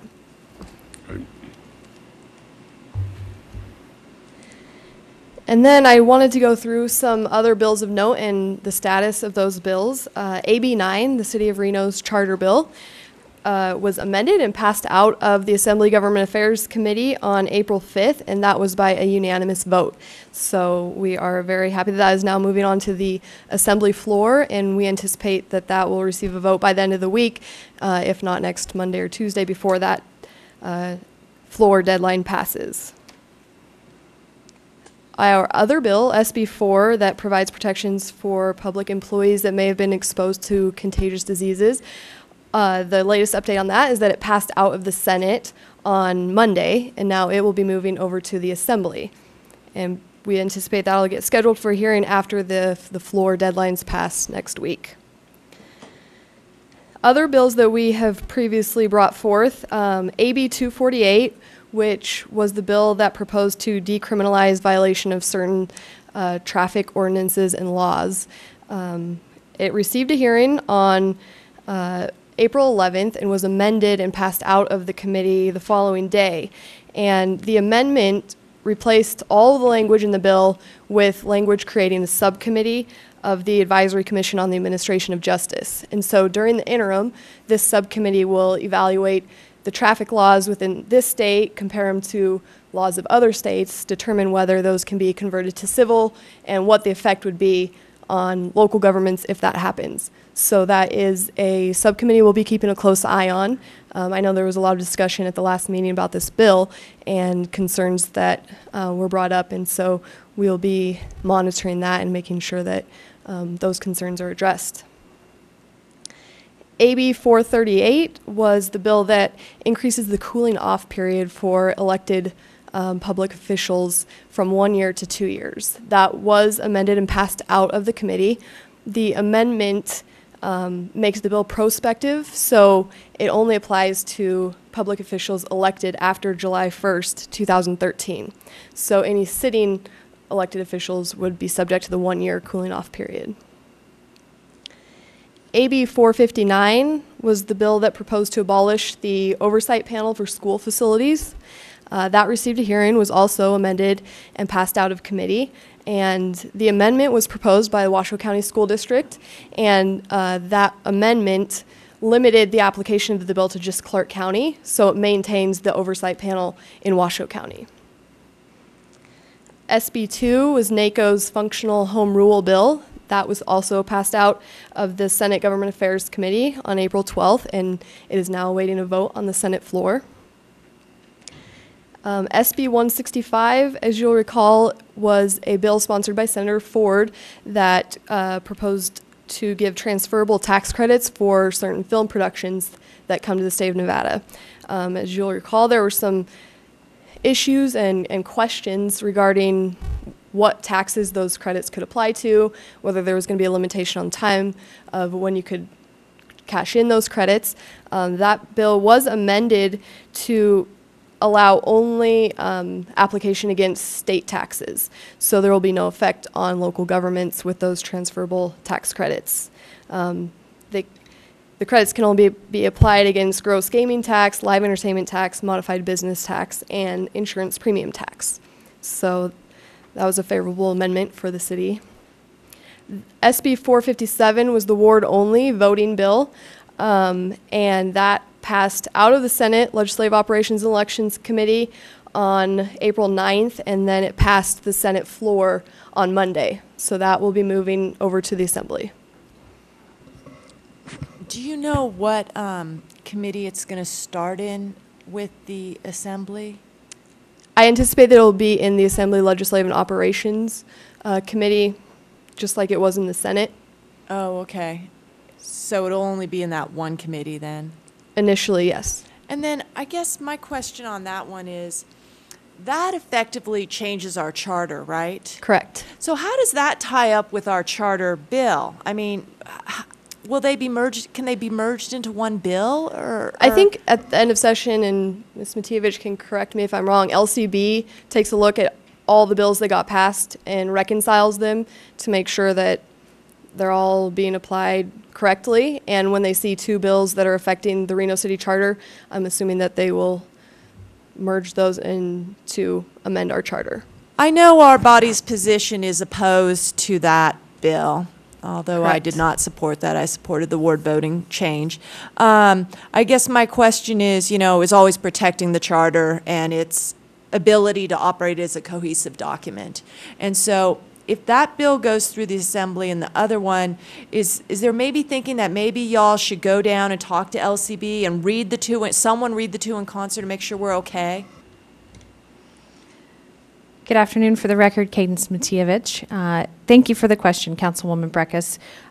Yes, we will most certainly do that. As we have read the two bills compared with one another right now, there really is not any significant conflict with respect to continuous operations of the charter. We did have an amendment in our charter bill that this council may recall that had to do with the dates of our elections.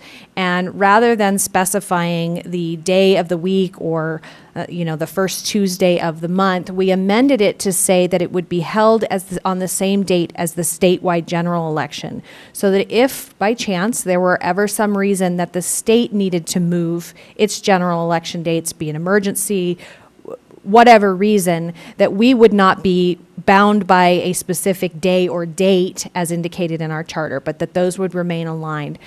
in evaluating the two bills, those are the only conflicts. It is my intent to put those conflicts on the record when the bill is heard in Assembly Legislative Operations, and to further address that with Legislative Council staff. They do an excellent job of reconciling bills actually before they get passed, so that if there is conflict and it needs to go to a conference committee to resolve those conflict, that gets done. They don't need to become one bill. There are bills passed every year, multiple bills that impact charters or statutes that pass through.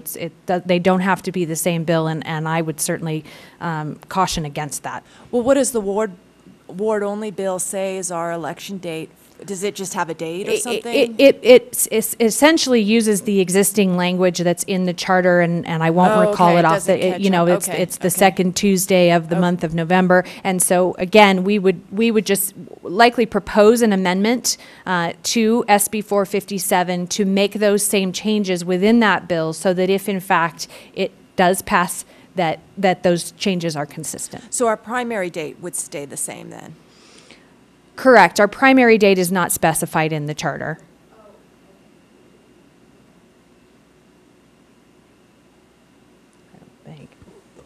Anything else? Just real quick on this one, Mr. Mayor. Now, was Carson City amended out of this bill? There have been no amendments to the bill. So it does still include Carson City? It includes Carson City, Reno, Sparks, and Henderson. Okay. I think in the paper it didn't mention Carson. Yeah, Carson had requested an amendment, Right. but they did not look favorably upon it. Okay. They being the committee. And you'll keep us informed as to when this is going to be heard? Absolutely, council Thank you. member. Okay. Megan Salcido again for the record. The bills that deal with the provision and use of marijuana, AB 351, which provided that a person who holds a medical marijuana registration card is exempt from prosecution if they have a certain amount of marijuana or marijuana metabolite in their system when operating a vehicle. That was passed out of committee on the 12th, and so that goes to the assembly floor now. SB 374, which provides for the registration of dispensaries authorized to dispense marijuana to medical marijuana users, also was passed out of committee. It was amended significantly. There's a 3-page list of conceptual amendments to the bill. We haven't seen the final bill language, but among those changes, deletes the requirement that the dispensaries must be nonprofit. It increases security measures that the dispensaries must abide by, specifies what kind of lock must be used, increases the distance requirement from schools, and limits the initial number of dispensaries in Washoe County to 10. And then after that, it's 10% of the established pharmacies.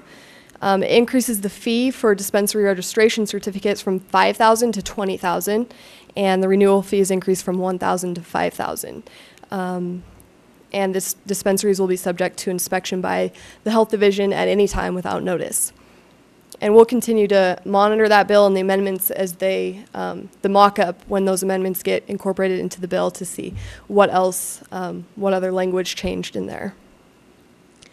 AB 402, which was the bill that provided for the legalization and taxation of marijuana, did not get passed. It did not get a vote, actually. It had a hearing but did not receive a vote. And some other bills that failed to meet the deadline, AB 401, which Megan, would have made, sorry? Can I stop you on the marijuana? Sure. When I was in Chicago, I talked with a planner from Sacramento, and the Sacramento bill is being held up as a model, and he expressed some issues that have come up with them in terms of federal prosecutors coming out and saying, don't do it, don't go there.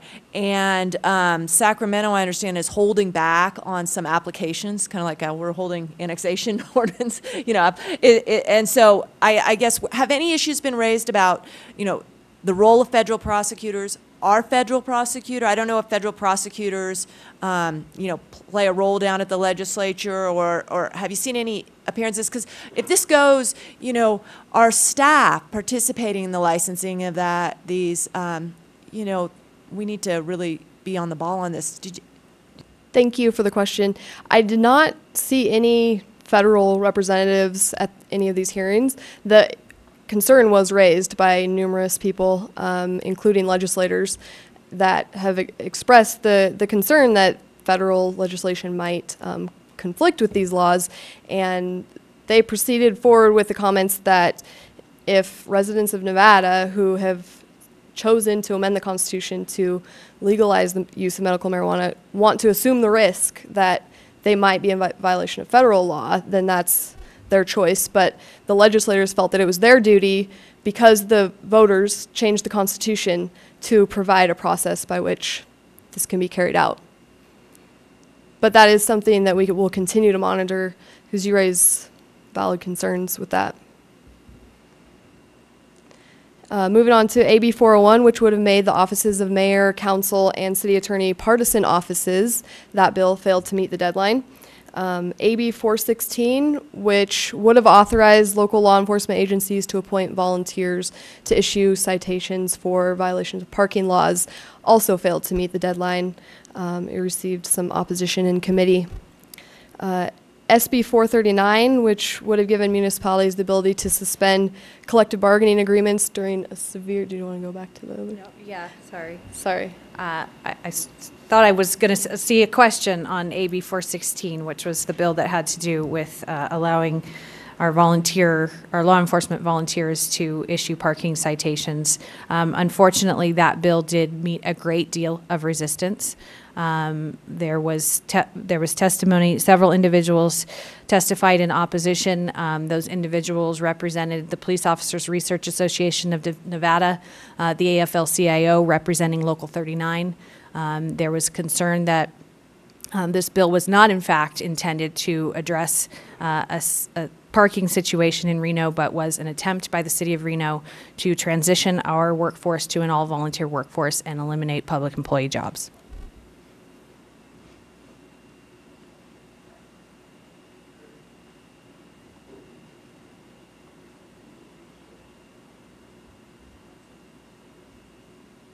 Megan Salcido again for the record.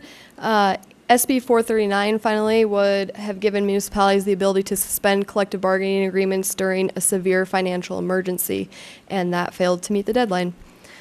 A couple other of announcements. We're pleased to announce that one of our former city council members, Bernice Matthews, was inducted into the Senate Hall of Fame today. So she had a very distinguished public service career and was dedicated to serving all the citizens of this city and this state, and we congratulate her for her induction into the Senate Hall of Fame. Just a reminder that this Friday is Local Government Day. We hope that we can see you all down there interacting with our legislators. There will be a lunch for local elected officials and legislators hosted by the League of Cities at 11:30 a.m.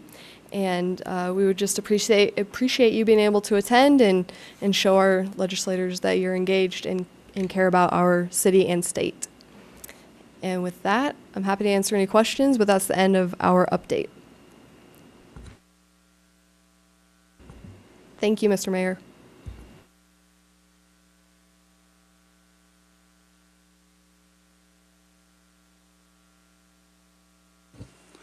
All right, thank you. All right, boards and commission appointments, historical resources. Mr. Mayor, I'd like to make a recommendation to the council that we appoint Margaret Choltko to the HRC. She fills the requirements of a person having a graduate degree in history. She holds a master's degree from Texas A&M in archaeological studies, I understand. Have a motion, second? All in favor say aye. Aye. Those that oppose, no. Motion carries unanimously. Housing Authority. Yes, Mr. Mayor. I would like to recommend that we appoint David Diedrichsen on the Housing Authority. Okay, it's a motion. Do I have a second? Do I have a second? Could we have a little discussion about that, if you don't mind? I understand that there are requirements for Housing Authority composition of the body. And I'm just trying to understand what the composition of the body is at this time. And I understand Mr. Diedrichson is the son of someone who has served for a while, and, you know, I don't know him. I know, Councilmember Shivi, that you're sitting on there, but I'm just, you know, are they residents of the housing authority? Is that why maybe this familial link is going through on the appointment, you think? No, David Morton suggested that he had been very involved with the housing authority, and since I have not been on there long enough to know who has been involved and who hasn't, he had recommended that, and I think David has a very strong handle on the housing authority. I'm pretty impressed with that board, actually, out of all the boards I've been on. So, you know, that I look to him for that recommendation. So, And I understand that, and I think he runs a fabulous organization. It's a real stellar housing authority. I get a little uncomfortable when the executive director is, you know, suggesting and picking who sits on his board. I agree. So I don't know. I would. I agree with that.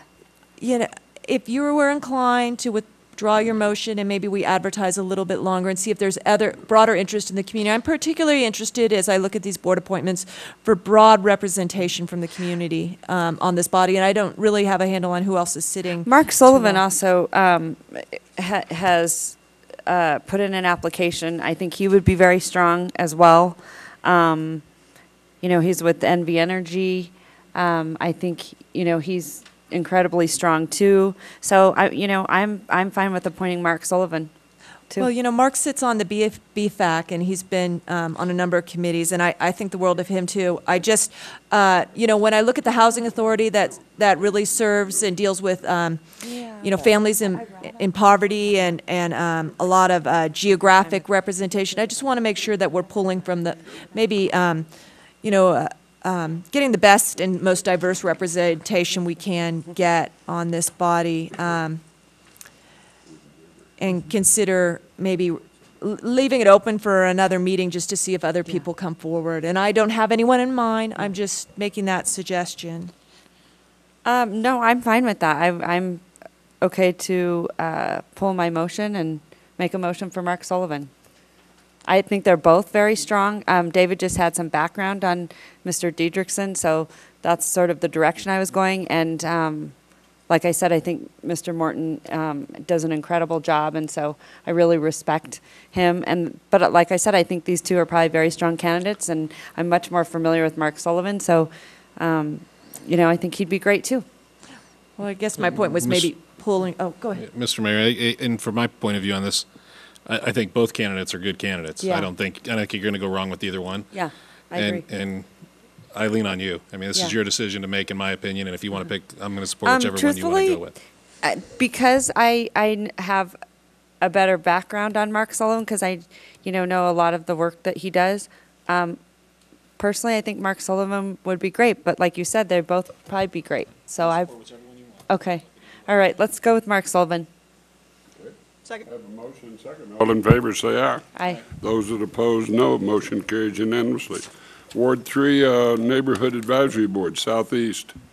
Term of Robert Primieu is to expire. He's eligible for another appointment. I like to reappoint Mr. Robert Primieu to the Ward 3 NAB. Second. All in favor, say aye. Aye. Those that oppose, no. Motion carries unanimously.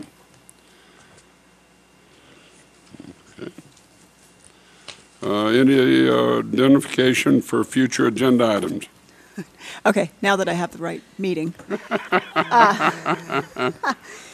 And again, I'm looking at the 3-month projection calendar, and maybe it's just it hasn't been identified for what meeting, but I don't see a graffiti update on here yet. Also, Chief Pitts was going to give an update on the proposal of placing officers to do the reporting in Washoe County schools and the feedback from the school district on potentially doing that. And the third is, we were going to have I don't know if it was a workshop or it was a meeting or what, with regards to the NABs. And I don't know what the status of that is. Oh, it's on May 8th? Okay. And so it's at a full council meeting? Okay. Other than that, I just wanted to address Mr. Hawkins and what Mr. Dene said as well is I think there's some misinformation that we have this idea of getting rid of the NABs, and that's certainly not where I was coming from. It was a discussion to evaluate their effectiveness and somehow increase participation. That's been my main concern. It's not been solely based upon budgetary issues. It's been based on attending a number of them and being disappointed in the attendance. And how do we go about that? And I will say this, I'm on the board of Tumwa, and earlier today they had a couple of openings for some positions in the community on an advisory committee for Tumwa. They had 15 applicants for, I don't know, 3 or 4 different positions. And so I asked what they did to get so many. And they stated that they put in their bills, when they send out their water bills, they put in where positions were open. I know that's expensive, but I guess my question is, how do we go about advertising for vacancies on different NABs and boards, and other than just posting it on reno.gov? Is there any other outreach? Does it go out on our Facebook page? Do we? Why don't we get a report back on that Okay. and everything? Any other agenda items you want to put on? Mr. Mayor, I had asked for an update on properties within the city of Reno that may or may not have zoning. I understand from the priorities report, we only had 3 parcels annexed in last year. One of those, 2 of those we were involved in, and I think one of those at least had an ambiguous zoning. So I'm wondering about that, but it really raises a bigger issue of our annexation program. And so I was wondering if staff could come back and discuss the process of annexing land within to the city of Reno and our annexation program. I'm not saying we need to update our annexation program at this time, but look at it in full scope. Okay. Just to comment on that real quick, Mr. Mayor, prior to the new members being elected, we gave staff authorization to go out. They've already identified those questionable zoning parcels that have been annexed in, and we asked them to bring back a solution to that and to fix it moving forward. I'm assuming that that's in the process. So. Okay. Any liaison reports? Ms. Brackus. I'm sorry, Mayor, what was Any it? liaison reports? Oh, or? no, I don't have any. Okay. Sure. Go ahead. Sorry, you guys, it's been a long meeting. But anyway, I would like to look at the possibility of having a register for foreclosed homes. I noticed in Las Vegas they are doing something similar. Chicago is doing it, where these banks must register these foreclosed homes so code enforcement doesn't spend hours looking for who owns these properties. And also these properties obviously create a lot of concern because people move in them and, you know, fires, and it devalues the properties around there. And so I think it would be something that I would like to ask staff if they could look into. Thank you for the opportunity, Mr. Mayor. Cadence Matievich for the record. Councilwoman Shivi, I would let you know that there is some legislation that's making its way through the legislature right now. And so perhaps with the timing of when we bring that back, we would want to wait until after we see what, if any, changes are made to state law with this regard. It may, in fact, be that they give us some additional enabling legislation that would make that easier for us to do and easier for us to enforce.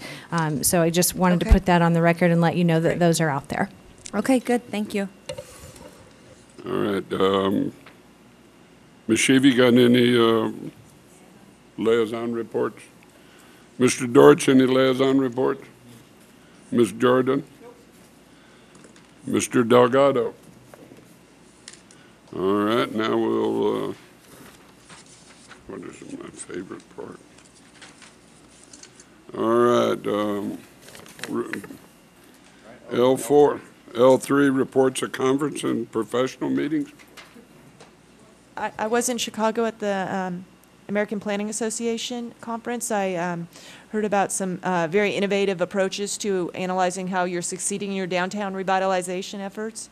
Measurable, quantifiable, return on investment is the term. You know, I think that Raleigh, North Carolina realized that 1.3 acres of a 22 high-rise building returns as much sale tax revenue back to the city as 600 residential units on 105 acres. So they're doing, you know, if they're going to commit public services, they're going to do a return on investment, and they're happy to share that with any city in the country on how to evaluate whether or not, you know, development is really helping your city's bottom line. Good.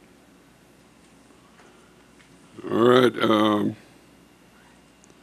Reallocation of funds from the council donation funds to the City of Reno Public Works Department to fund the Midtown Parking Project, $9,000 from mayor's account, $4,000 from Councilmember Dortch, $13.54 from Ms. Jordan, total $15,000. Have motion. Have a second. Discussion. How far does this get us? Okay, July 15th thank you. Of next year. of this year. This year. All right. All in favor, say aye. Those that oppose, no. Motion carries unanimously. There are no hearings tonight. Any public comment? Hearing, have a motion to adjourn. All in favor, say aye. Those opposed, no. Motion carries unanimously.